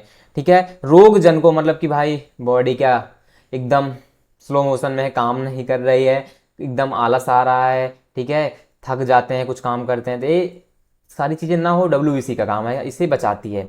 ये एंटीबॉडी बनाकर रोगाणुओं को नष्ट करती है। मतलब यही WBC क्या होती है कि बॉडी के अंदर एंटीबॉडी बनाएगी, उसी के कारण इसको जो रोगाणु होंगे उनको नष्ट कर देगी, खत्म कर देगी, तथा शरीर को प्रतिरक्षा मतलब इम्यूनिटी प्रदान करती है। क्या प्रदान करती है, इम्यूनिटी, ठीक है, प्रतिरक्षा प्रदान करती है। लेकिन देखो कुछ लोगों को जब कुछ प्रोडक्ट आते हैं मार्केट में, जब लोग उसको खाते हैं लेते हैं तो उसमें लिखा रहता है आपकी जो इम्यूनिटी है उसकी मात्रा को बढ़ाएगा ना, इम्यूनिटी की मात्रा को बढ़ाएगा। भाई सिंपल से, जब इम्यूनिटी इम्यूनिटी की मात्रा बढ़ेगी तो प्रॉब्लम नहीं होगी बॉडी में, समझे। अब उसके बाद अगला आता है प्लेटलेट्स। प्लेटलेट्स का मतलब क्या होता है, देखो कहते हैं इनकी बॉडी में प्लेटलेट्स डाउन हो गए, मतलब कि रक्त का थक्का बनाने में सहायता करती है। भाई जो प्लेटलेट्स होती है यही रक्त का थक्का बनाने में सहायता करती है। चोट लगने पर ये रक्त स्राव को रोक कर शरीर की रक्षा करती हैं। प्लेटलेट्स जो होती हैं ये रक्त के स्राव को रोककर शरीर की रक्षा करती हैं। भाई जब थक्का बनाएंगे तो ब्लड नहीं बहेगा, और इसीलिए ताकि रक्त स्राव मतलब रक्त बॉडी से बाहर ना बहे, बाहर ना आए। क्लियर। अब आता है रक्त वाहिकाएं। रक्त के बारे में समझ गया। रक्त वाहिकाएं, ब्लड वेसल्स क्या होते हैं। रक्त वाहिकाएं नलिकाओं का एक जाल है, मतलब जो ब्लड वेसल्स है एक नलिकाओं का एक जाल है जिनके माध्यम से रक्त पूरे शरीर में प्रवाहित होता है। भाई अगर रक्त वाहिकाएं हैं, ब्लड वेसल्स हैं, तो इसी के माध्यम से हमारी बॉडी में जो रक्त है हर जगह बहता है, पूरी बॉडी में हर जगह ट्रांसपोर्ट होता रहता है। किसके कारण? रक्त वाहिकाओं के कारण। ब्लड पूरे शरीर में जाता है, ठीक। अब उसके बाद देखो रक्त वाहिकाओं के भी प्रकार हैं, जिसे पहला हमने बताया था ना कि रक्त वाहिकाओं के 3 प्रकार हैं, एक धमनी, एक सिरा और एक केशिकाएं, ठीक है। अब इनकी विशेषता में देखूंगा रक्त का प्रवाह क्या होता है। धमनी में कैसे? हृदय से शरीर की ओर रक्त ले जाती हैं। धमनियां, जो धमनी होती है हमारी बॉडी में, धमनी का काम क्या होता है यार, कि जो हमारा हृदय है, जो हमारा हृदय है, जो हार्ट है, उससे हार्ट से शरीर की ओर रक्त ले जाती है, मतलब कि हार्ट से ब्लड को पूरे शरीर में फ्लो करती है, धमनी का काम। और सिरा का क्या करता है? शरीर से रक्त हृदय की ओर लाती है। जो सिरा होता है इसका काम क्या होता है कि जो भाई शरीर में ब्लड है उसको हृदय में पहुंचाना। और केशिकाएं जो कैपिलरीज होती हैं ये धमनियों और सिराओं को जोड़ती हैं। इसका मतलब ये है कि जो केशिकाएं हैं ये धमनियों और सिरा को दोनों को जोड़ती हैं। मतलब भाई सिंपल सा है, जो धमनी के माध्यम से क्या हृदय शरीर में ब्लड जा रहा था, और सिरा के माध्यम से क्या होता है, जो ब्लड होता है वह शरीर से हृदय में जाता है। तो केशिकाएं दोनों का काम करेंगे, मतलब धमनियों और सिराओं को जोड़ती हैं।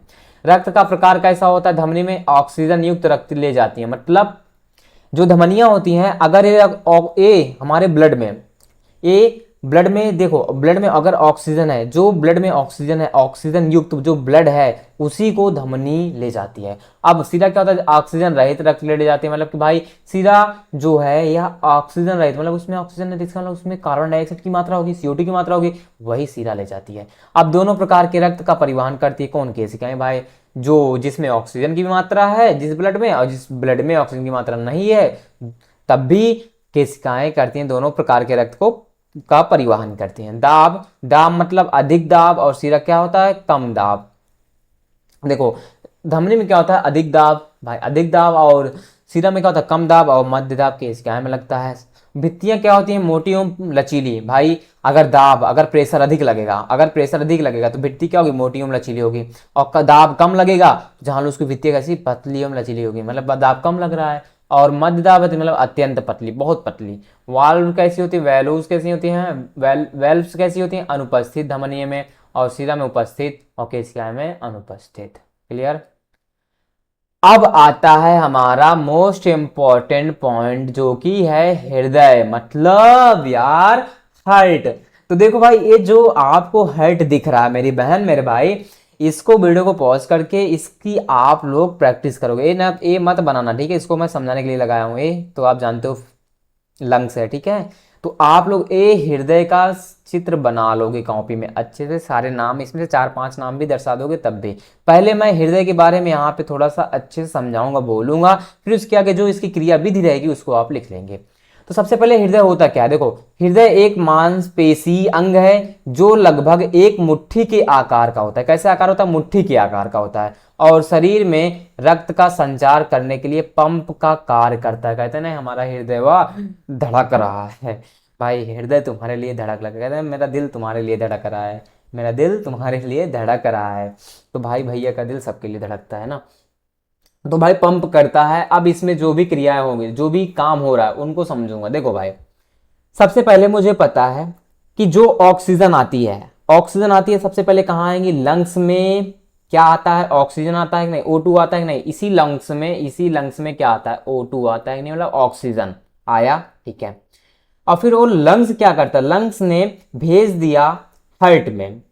लंग्स इस ऑक्सीजन को कहां पे भेज देता है, कहां पे भेज देता है, बताओ, हार्ट में। किसके माध्यम से, फुफ्फुस सिराएं दिख रही हैं, इसके माध्यम से। ये हार्ट यहां से देख रहे हो, ये तीर दिख रहा है ना, यहां से फुफ्फुस सिराओं के माध्यम से ऑक्सीजन प्रवेश करता है, आता है, ठीक है।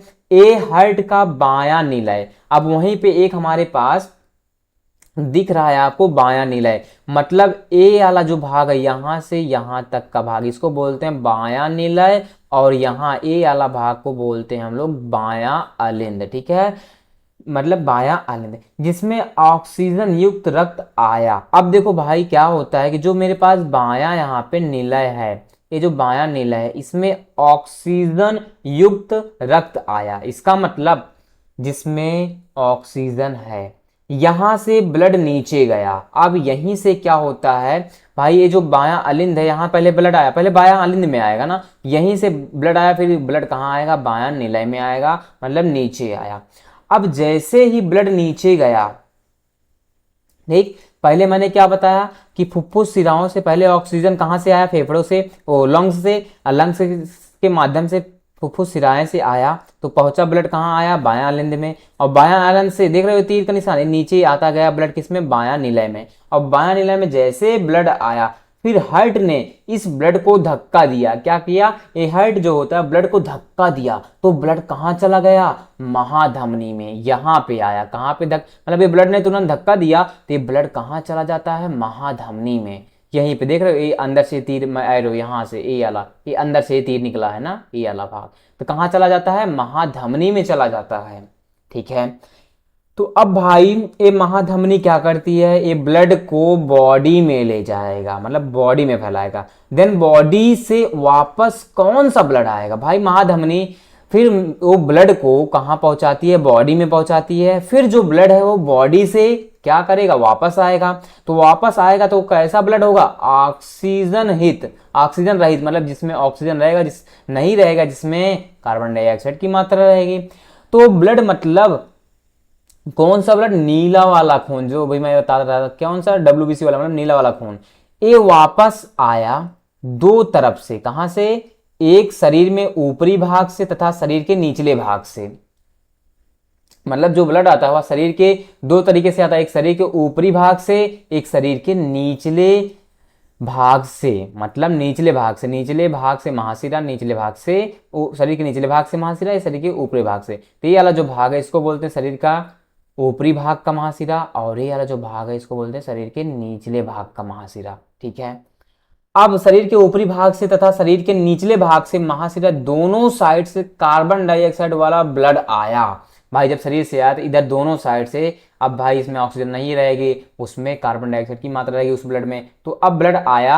अब क्या होता है, ये दायां अलिंद में पहुंचा, वही ब्लड कहाँ पहुंचा, दायां अलिंद में पहुंचा। भाई दोनों तरफ से आया तो ये ब्लड कहाँ पहुंच जाएगा, दायां अलिंद में पहुंचा। उसने पुश किया तो तुरंत ब्लड इसी के माध्यम से कहाँ चला आया, ये दायां निलय में चला आया, दायां निलय में चला आया ब्लड। कौन पुश किया, दायां अलिंद ने पुश किया, ठीक। और विभाजिका का काम क्या होता है भाई, दो बराबर भागों में बांट रहा है। विभाजिका का काम है, हार्ट को दो बराबर भागों में बांटता है, हार्ट को, ठीक है, दो बराबर भागों में। विभाजिका का काम है विभाजन करना, समझे कि नहीं।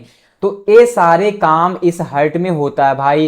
पहले लंग से ऑक्सीजन आई फुफ्फुसिराए में, फिर बायां अलिंद में आया ब्लड, वो ब्लड जो है उसमें ब्लड में ऑक्सीजन मिला, बायां अलिंद में आया, फिर बायां निलय में आया, बायां निलय तुरंत हृदय ने धक्का दिया तो महाधमनी में गया, महाधमनी से फिर जैसे महाधमनी में आया, महाधमनी ने पूरी बॉडी में ब्लड भेजा, ब्लड जैसे बॉडी से निकला वो शरीर के ऊपरी भाग से महाशिरा में, फिर शरीर के निचले भाग से महाशिरा में आया, और वही ब्लड दायां अलिंद में गया, दायां अलिंद से सीधा दायां निलय में आ गया ब्लड, फिर मिल जाता है। बस यही सब हुआ इस किसमें, इसमें मतलब हृदय में। तो इसका चित्र अच्छे से बना लेना, ठीक है, थोड़ा प्रैक्टिस कर लेना बहन, क्योंकि एग्जाम में आता है क्वेश्चन, इंपॉर्टेंट है, 2025 में पूछा गया था।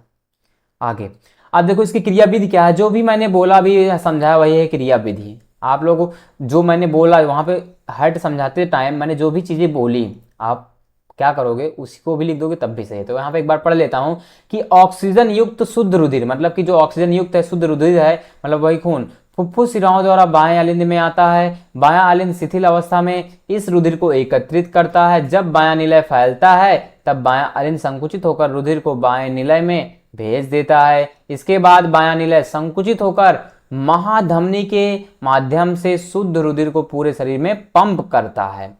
दूसरी ओर शरीर से क्या आता है, बी ऑक्सीजनित मतलब अशुद्ध रुधिर, मतलब अशुद्ध रक्त रुधिर ऊपरी एवं निचले महाशिरा द्वारा दाएं अलिंद में आता है। दायां अलिंद संकुचित होकर रुधिर को दाएं निलय में भेजता है। इसके बाद दायां निलय संकुचित होकर फुफ्फुस धमनियों द्वारा रुधिर को ऑक्सीजन प्राप्त करने के लिए फेफड़ों में फिर से भेज देता है। यही क्रिया चलती रहती है हमारी बॉडी के अंदर। ठीक, क्रिया विधि है, इसको लिख लेना कॉपी में, इंपॉर्टेंट है, आता है एग्जाम में भाई। हार्ट का नामांकित चित्र बनाओ, हृदय बनाओ, उसका क्रिया विधि लिखो। ठीक, एक दो बार पढ़ लोगे तो याद आ जाएगा। अब आता है अगला हमारे पास लसिका या ऊतक द्रव, लिम्फ या टिश्यूज फ्लूइड। देखो, कोशिकाओं की दीवारों के सूक्ष्म छिद्रों से रक्त का कुछ तरल भाग बाहर निकलकर ऊतक द्रव बनाता है। यही द्रव जब लसिका वाहिकाओं में प्रवेश करता है तो उसे लसिका कहते हैं। देख रहे हो बॉडी का, ह्यूमन बॉडी है, आपको दिख रहा है, देख रहे हो जो नीले नीले कलर का टाइप का। ठीक है, तो मतलब कि कोशिकाओं की दीवारों के सूक्ष्म छिद्रों, जो हमारे पास कोशिका होती है, देखो उसमें बॉडी में सूक्ष्म छिद्र छोटे छोटे, उस तरह दिखता नहीं, आपको लगता है जब पसीना जो होता है वो बाहर आता तब ना लगता है कि हमारे बॉडी में वो छेद है, होल है ना, तो पसीने जब बाहर आते तो सूक्ष्म छिद्रों से रक्त का कुछ तरल भाग बाहर निकलकर ऊतक द्रव बनाता है। क्या, ऊतक द्रव मतलब वही पसीने टाइप का। यही द्रव जब लसिका वाहिकाओं में प्रवेश करता है तो उसे लसिका कहते हैं। इसकी विशेषता क्या है कि लसिका जो होता है रंगहीन द्रव होता है, मतलब कोई इसका रंग नहीं होता। इसमें WBC होती है, मतलब कि देख रहे हो पसीना देखते हो जैसे व्हाइट व्हाइट दिखता है ना, पानी टाइप का व्हाइट व्हाइट। ठीक है, WBC होती है, मतलब कि वही श्वेत कणिकाएं। और इसमें RBC नहीं होता, मतलब सिंपल सा हीमोग्लोबिन नहीं होगा, RBC नहीं होगा, मतलब ब्लड लाल जैसा दिखेगा नहीं। इसमें रक्त की तुलना में प्रोटीन की मात्रा कम होती है भाई। रक्त में, ब्लड में प्रोटीन की मात्रा ज्यादा रहती है और इसमें बहुत कम रहती है, पसीना क्योंकि बाहर आ रहा है। ठीक, अब इसका कार्य क्या होता है लसिका का, अंत से पचे, सॉरी यहाँ पे लिखा आंत से पचे एवं अवशोषित वसा का परिवहन करती है। कौन, लसिका। ऊतकों में एकत्र अतिरिक्त द्रव को वापस रक्त में पहुंचाती है। भाई जो ऊतक होते हैं उनमें जो एकत्र अतिरिक्त द्रव है, जो द्रव है उनको एकत्रित करेंगे, उसको कहां पहुंचाएंगे, वापस रक्त में पहुंचा देती है। अब नेक्स्ट आता है पौधों में परिवहन, ट्रांसपोर्टेशन इन प्लांट्स। तो देखो भाई मेरी बहन, अब हम यहाँ पे समझने वाले हैं कि यार जो पौधे होते हैं उसमें कैसे ट्रांसपोर्टेशन होता है। देखो, जो पौधा होता है, पौधों का परिवहन तंत्र जानवरों की तुलना में बहुत धीमा होता है। बात सिंपल सी है भाई, पौधे बहुत लेट बड़े होते हैं। और वहीं पे जानवरों को, इसका मतलब एनिमल में अगर हम लोग अपने खुद को लो, हम लोग अपने मानव को लो, इनमें जो ग्रोथ होती है जल्दी होती है, लेकिन बहुत इसमें भी कम होती है। ठीक है, लेकिन जानवरों की तुलना में बहुत धीमा होता है पौधों का जो परिवहन होता है, क्योंकि भाई हम लोग, हमारे अंदर जो ह्यूमन बॉडी के अंदर जो परिवहन होता है बहुत जल्दी हो जाता है, कुछ भी खाएं पिए जल्दी से सब कुछ हर जगह बॉडी में फैल जाता है। लेकिन परिवहन में ऐसा, जो पौधे होता है उसमें ऐसा नहीं होता, टाइम लगता है थोड़ा, क्योंकि पौधे जो है एक स्थान से दूसरे स्थान तक गति नहीं करते। भाई सिंपल सी है, अगर पौधे एक जगह खड़े हैं तो एक ही जगह पे रहेंगे, वह एक से दूसरी जगह मूवमेंट नहीं करते, जागते नहीं, गति नहीं करते, सिर्फ अपने जगह पे रहेंगे और हवाएं आई तो हिले डोलेंगे बस। और हम लोग क्या करते हैं, खाना खा लिए, एकदम पेट भर गया, चलो यार थोड़ा बोलते थोड़ा टहल लेते हैं। आगे है, और उनके कई ऊतकों में मृत कोशिकाओं की मात्रा अधिक होती है। इसका मतलब क्लास 9 में आपने पढ़ा था यार सेल्स के बारे में कि जो पेड़ होते हैं उसमें ज्यादा मात्रा में डेड सेल पाई जाती हैं, मतलब जो मृत कोशिका जो पहले से डेड हो गई होती है, डेड सेल पाई जाती हैं। इससे उनकी ऊर्जा की आवश्यकता बहुत कम हो जाती है, मतलब उनके अंदर जो एनर्जी होती है, ऊर्जा होती है, बहुत कम हो जाती है। अब पौधों के परिवहन के दो ऊतक हैं, एक जाइलम है, एक फ्लोएम है। अब आपको ये लिखना नहीं है, बस एक बार सुन लेना है। जो आपको जाइलम से क्वेश्चन, जाइलम अतिलग्न में फ्लोएम पूछता है, ठीक है, यहाँ से बहुविकल्पी भी क्वेश्चन बनता है।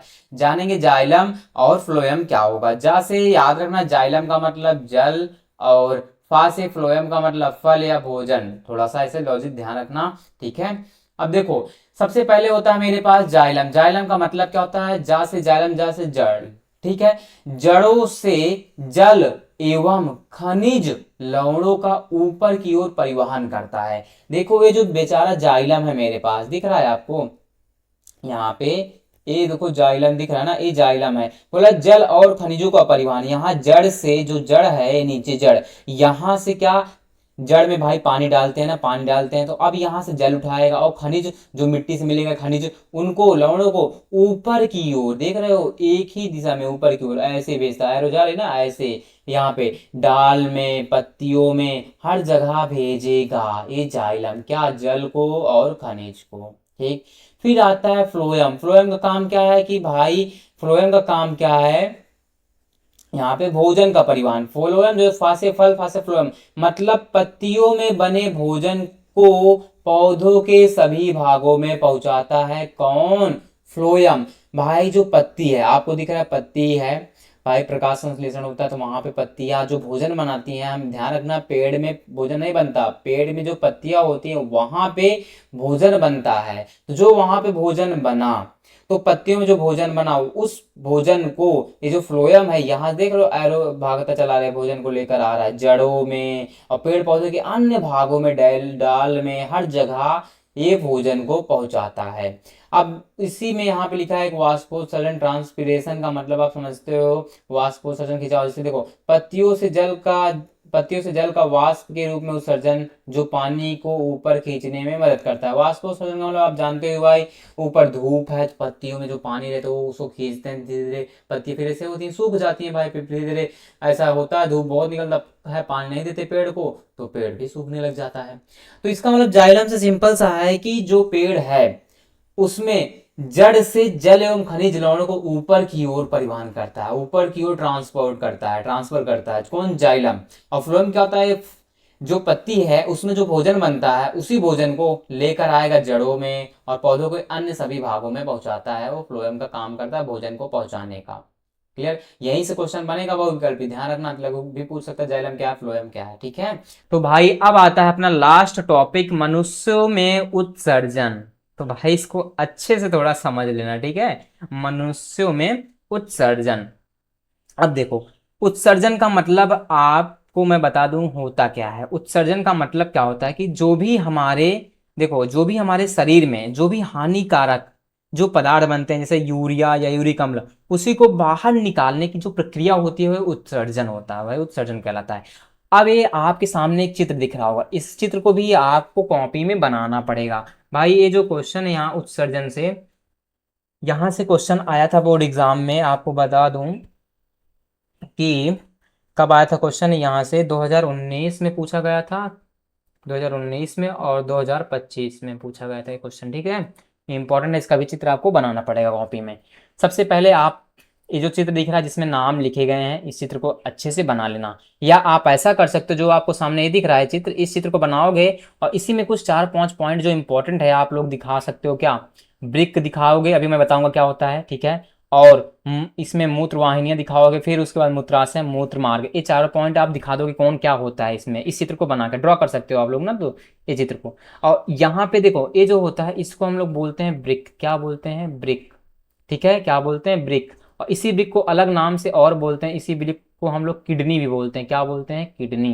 क्या बोलते हैं? किडनी। अब भाई किडनी होती क्या है, थोड़ा सा किडनी के बारे में हम लोग जान लेते हैं, क्योंकि अभी थोड़ा सा इन सब के बारे में थोड़ा सा बता देता हूँ, फिर बाकी हम लिखे हैं उसके बारे में जान नहीं लेंगे ना। देखो भाई, जो किडनी है यह हमारे शरीर का सबसे महत्वपूर्ण अंगों में से एक है। कहते हैं ना कि भाई जिसकी किडनी खराब हो जाए, कहते हैं कि कुछ लोगों को सुना हो कि एक किडनी से लोग जिंदा रहते हैं, एक किडनी खराब हो जाती है, एक किडनी से लोग जिंदा रहते हैं। लेकिन ये हमारे शरीर का सबसे महत्वपूर्ण अंगों में से एक है। यह हमारे पेट के अंदर रीढ़ की हड्डी के दोनों तरफ पसलियों के ठीक नीचे स्थित होती है। ठीक है, कहाँ? पेट के अंदर रीढ़ की हड्डी के दोनों तरफ पसलियों के ठीक नीचे स्थित होती है। इसका आकार कैसे दिख रहा है आपको? राजमा देखो, राजमा के दाने जैसा होता है। राजमा देखो, राजमा ना उसी के जैसा होता है। इसका काम क्या होता है कि यह खून की सफाई करता है। यह रोज लगभग 200 लीटर खून को साफ करती है भाई, किडनी यही करती है ना, 200 लीटर खून को साफ करती है। और यह कचरा को भी बाहर निकालती है, मतलब खून की सफाई के दौरान निकलने वाले जो यूरिया होते हैं और हानिकारक जो तत्व, जैसे पेशाब हो गया, यूरिन, ये रास्ते जो सुसु होते हैं ना, उसको भी बाहर निकालती है। कौन? किडनी। अब भाई इसके बारे में थोड़ा सा आप लोग जान लिए किडनी के बारे में। अब यहीं से देखो भाई, ब्रिक का मतलब समझे, ब्रिक का मतलब किडनी हुआ। अब देख रहे हो यही बोलते हैं, ये दोनों क्या हुआ, ब्रिक मतलब किडनी, ठीक है। और फिर यहाँ पे जो बाया ब्रिक सिरा होता है, फिर ये महाधमनी होती है, इसको बोलते हैं। फिर एक यहाँ पे ये दिख रहा है, यहाँ पे ये जो नली आ रही है, ए वाली नली, इसको बोलते हैं हम लोग क्या, जो यहाँ पे पॉइंट इस चित्र में दिखा दे रहा हूँ, चित्र यही बना के लिख लेना, ठीक है। इसको बोलते हैं मूत्रवाहिनी, क्या, मूत्रवाहिनी बोलते हैं, ठीक है। और ए वाला जो पार्ट होता है, ए वाला भाग जो होता है, इसको बोलते हैं मूत्राशय, क्या बोलते हैं, मूत्राशय इसको बोलते हैं, ठीक है। और ए वाला भाग होता है मूत्र मार्ग, जहाँ से सुसु बाहर आता है, निकलता है, ठीक है, जहाँ से मूत्र बाहर निकलता है, ठीक। अब यहाँ से ये 4-5 पॉइंट आप लोग दिखा दोगे और ये चित्र बना लोगे, ठीक है, अच्छे से। ये भी वही ब्रिक है, ये आप लोग जान रहे हो, दोनों ब्रिक हैं, दोनों ब्रिक हैं। बस यही 4-5 पॉइंट यही दिखा देना बस। ये किडनी मतलब ये ब्रिक हुआ, और ये जो आपको लाइन दिख रही है ना, तो इनो ए और ये दोनों लाइनें हैं क्या, मूत्रवाहिनी है। और ये जो है ये दिख रहा है आपको गोल टाइप का, इसको बोलते हैं मूत्राशय। और ये जो यहाँ नीचे थोड़ा सा दिख रहा है, इसको बोलते हैं मूत्र मार्ग, ठीक है। इन चारों पॉइंट के बारे में अच्छे समझेंगे, ठीक है। इसी चित्र को आप लोग बना लेना, बस ये 4 पॉइंट दिखा देना, ठीक है। अब देखो भाई, अच्छे से इनके बारे में थोड़ा सा हम लोग समझते हैं, ठीक है। आगे अब यहीं पे अगर थोड़ा सा बता दूं कि जो ब्रिक होता है किडनी, अभी मैं किडनी के बारे में थोड़ा सा बताया कि नहीं, कि भाई जो किडनी होता है कि यह रक्त से मतलब कि खून से नाइट्रोजन युक्त अपशिष्ट पदार्थ जैसे यूरिया होगा, एवं यूरिक अम्ल को छानते हैं। कौन कौन करता है काम, किडनी करता है, यही ब्रिक हमारा, यही जो ब्रिक है यही काम करता है। रक्त से जो अपशिष्ट पदार्थ नाइट्रोजन युक्त अपशिष्ट जो पदार्थ होते हैं, यूरिया यूरिक अम्ल को छानते हैं। और यही यही किडनी में हमारे पास यूरिन का निर्माण होता है, यूरिन, किडनी में ही यूरिन का निर्माण होता है, मतलब यहीं पे मूत्र बनता है, यहीं पे मूत्र का निर्माण होता है, यूरिन का निर्माण होता है, ठीक है। ये इसी किडनी में है, ठीक। फिर इसके बाद आता है मूत्रवाहिनी। इसमें मूत्रवाहिनी यूरेटर्स क्या होती हैं, दो पतली नलिकाएं होती हैं, देख रहे हो, ये दो पतली नलिकाएं होती हैं, जो कहाँ से आई हुई होती हैं, किडनी से। ये जो दो पतली मूत्रवाहिनियां होती हैं, जो पतली नलिकाएं होती हैं, जिसको बोलते हैं मूत्रवाहिनियां, यही जो जिसका सीधा कनेक्शन कहाँ से होता है, किडनी से होता है, किडनी से। ये दो पतली नलिकाएं होती हैं, प्रत्येक ब्रिक को मूत्राशय से जोड़ती हैं। मतलब ये जो दोनों ब्रिक दिख रहा है, ये दोनों वृत्त को ये पतली नलिकाएं किससे जोड़ती हैं, मूत्राशय से। ये वाला जो भाग है ना, इसी से, ये मूत्राशय से इनको जोड़ती हैं, मूत्र को ब्रिक से मूत्राशय तक पहुंचाती हैं। मतलब मेरे पास जो यहाँ पे किडनी में मतलब ब्रिक में जो मूत्र का निर्माण हुआ था, उसी को कहाँ पहुंचाती हैं, कहाँ पहुंचाती हैं, मूत्राशय तक पहुंचाती हैं, ठीक। फिर उसके बाद आता है मूत्राशय। मूत्राशय क्या होता है, यूरिनरी ब्लैडर इसको बोलते हैं इंग्लिश में। मूत्र को कुछ समय तक संग्रहित करता है, मतलब जो मूत्राशय होता है, जो सुसु बनता है, मूत्र जो बनता है, उसको थोड़े समय के लिए संग्रहित करता है, थोड़े समय के लिए रखता है। फिर इसकी पेशी भित्तियां तथा तंत्रिका नियंत्रण के कारण मूत्र सुरक्षित रहता है, मतलब इसके अंदर मूत्र सुरक्षित रहता है जब तक उसे बाहर ना निकाला जाए, कि हाँ जब तक हम नहीं चाहेंगे तब तो उसको बाहर ना निकालना है। किसी को खड़े होता तो निकल जाता है, मतलब जिसको ज़्यादा देर लगी रहती है ना। फिर इसके बाद आता है मूत्र मार्ग, जिसको बोलते हैं यूरेथेरा, मतलब मूत्र को शरीर से बाहर निकालने का मार्ग होता है मूत्र मार्ग। मतलब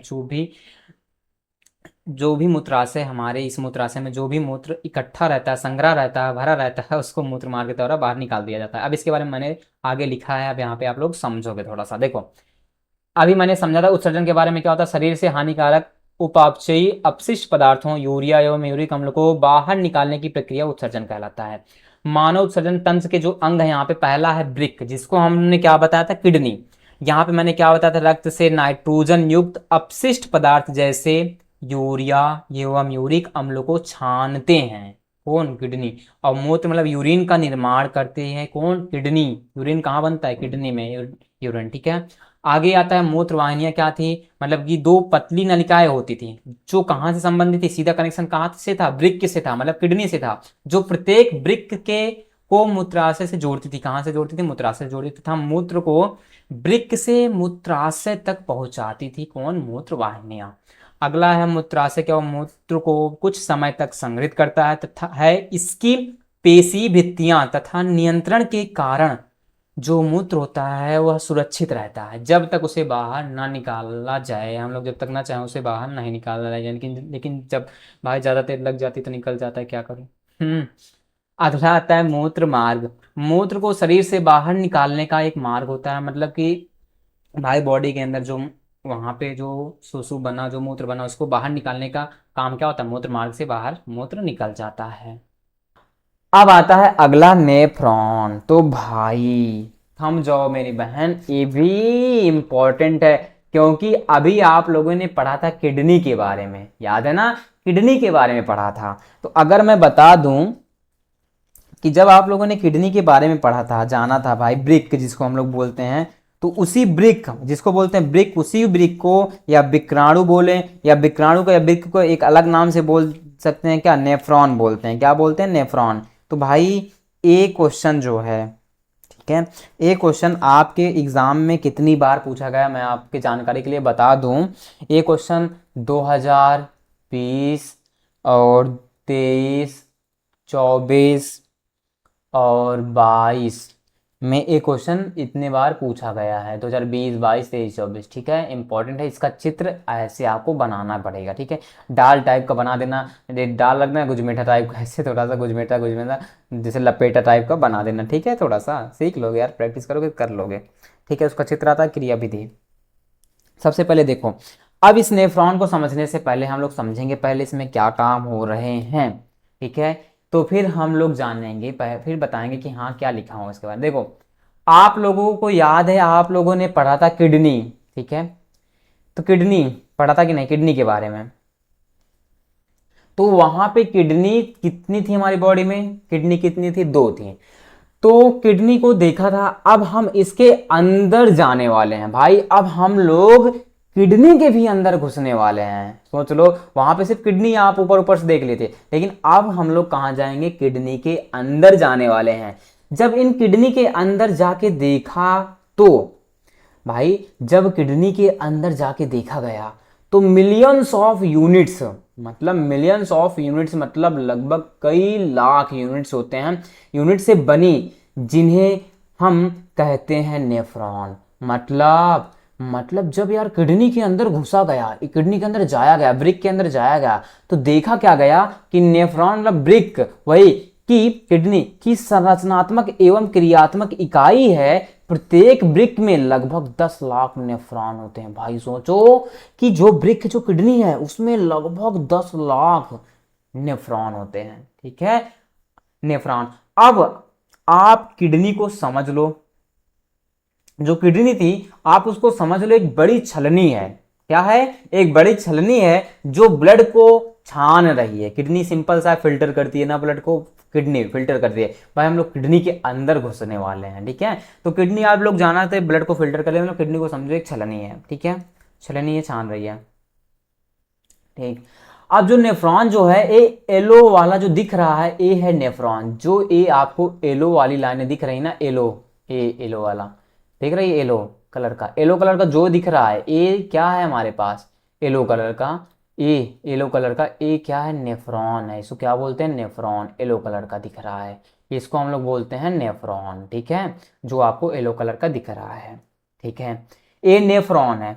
नेफ्रॉन सबसे छोटी यूनिट है, क्या, सबसे छोटी यूनिट है हमारी किडनी का। अब क्या कि हमारी बॉडी से ब्लड आया भाई, आप लोग जानते हो हमारी बॉडी से ब्लड आया, जैसे ब्लड आया किडनी के पास, कहां आया, किडनी के पास का आया, किडनी के पास आया, तो किडनी क्या करेगी, उस ब्लड को फिल्टर कर देगी, तो ब्लड कहां से आया, बॉडी से आया, तो हार्ट से, यानी धमनी ब्लड लेके आई। मतलब जो बॉडी से ब्लड आया, जो धमनी होती है वह ब्लड लेके आई हार्ट से। यही धमनी पतली पतली पतली पतली केशिकाओं में डिवाइड हो जाती हैं। जो धमनी होती हैं वह पतली पतली केशिकाओं में डिवाइड हो जाती हैं। इसको हम बोलते हैं ब्रिक की धमनी की शाखा। देख रहे हो आप लोग, ब्रिक की धमनी की शाखा, ए वाला पॉइंट।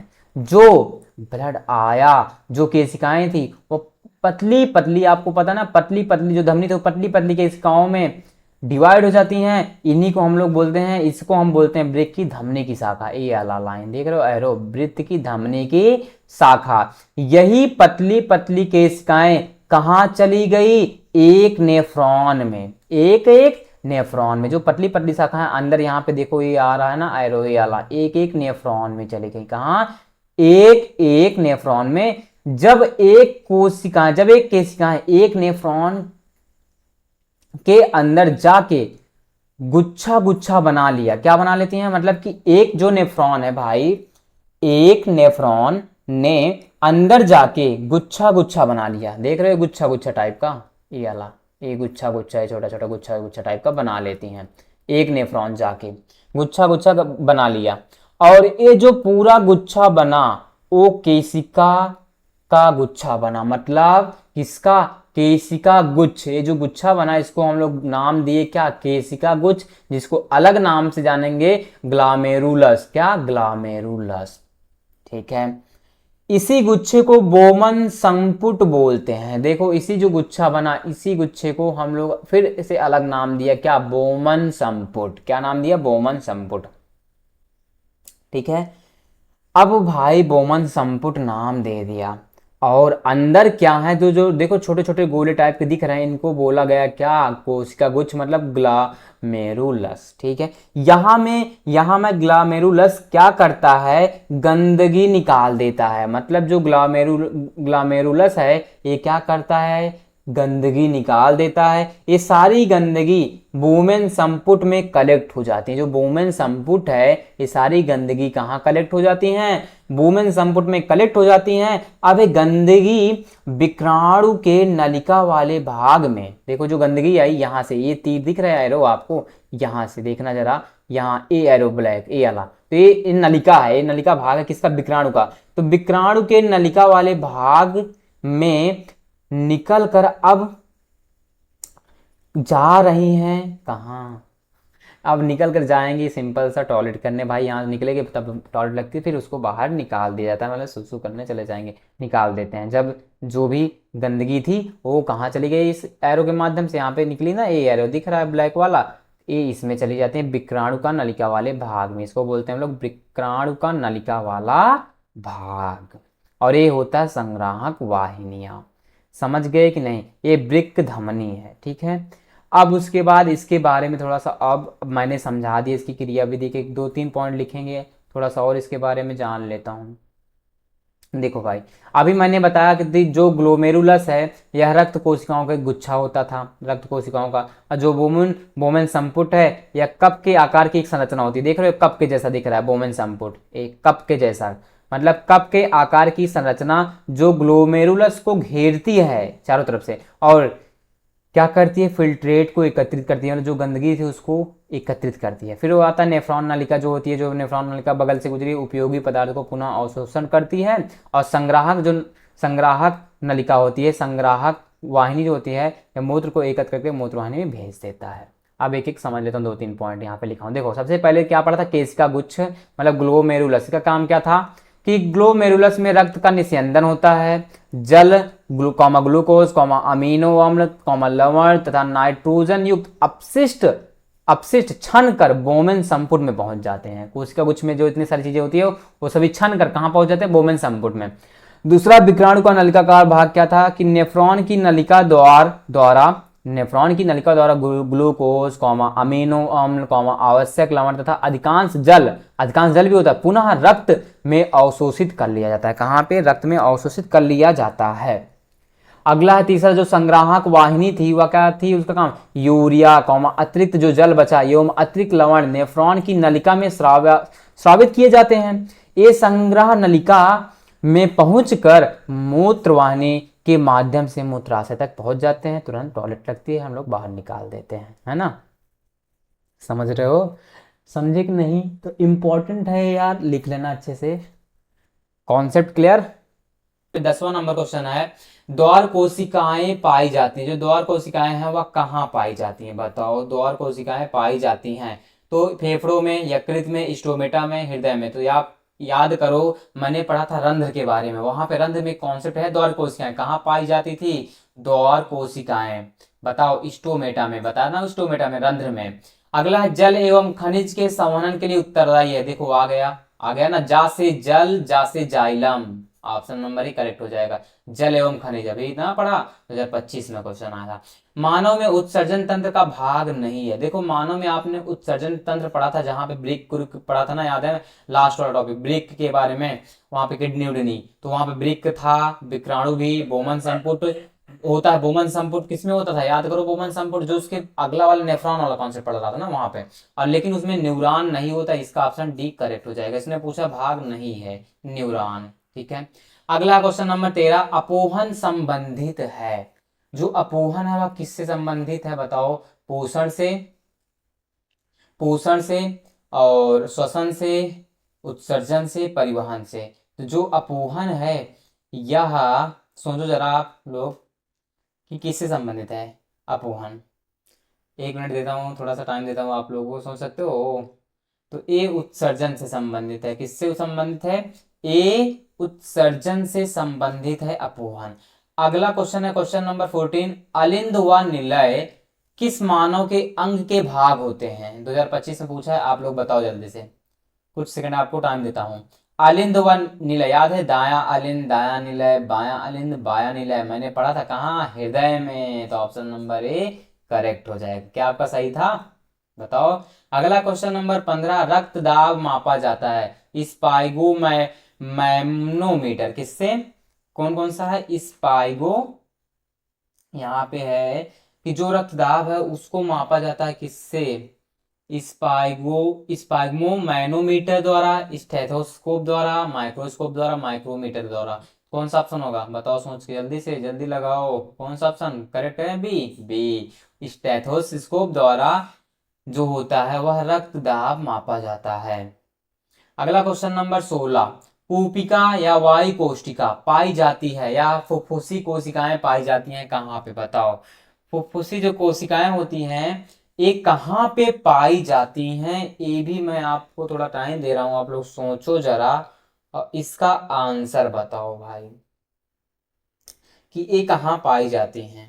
ठीक है बताओ, यकृत है ऑप्शन, फेफड़े हैं, अमाशय है, जीभ है। कूपिका मतलब वायु कोशिका।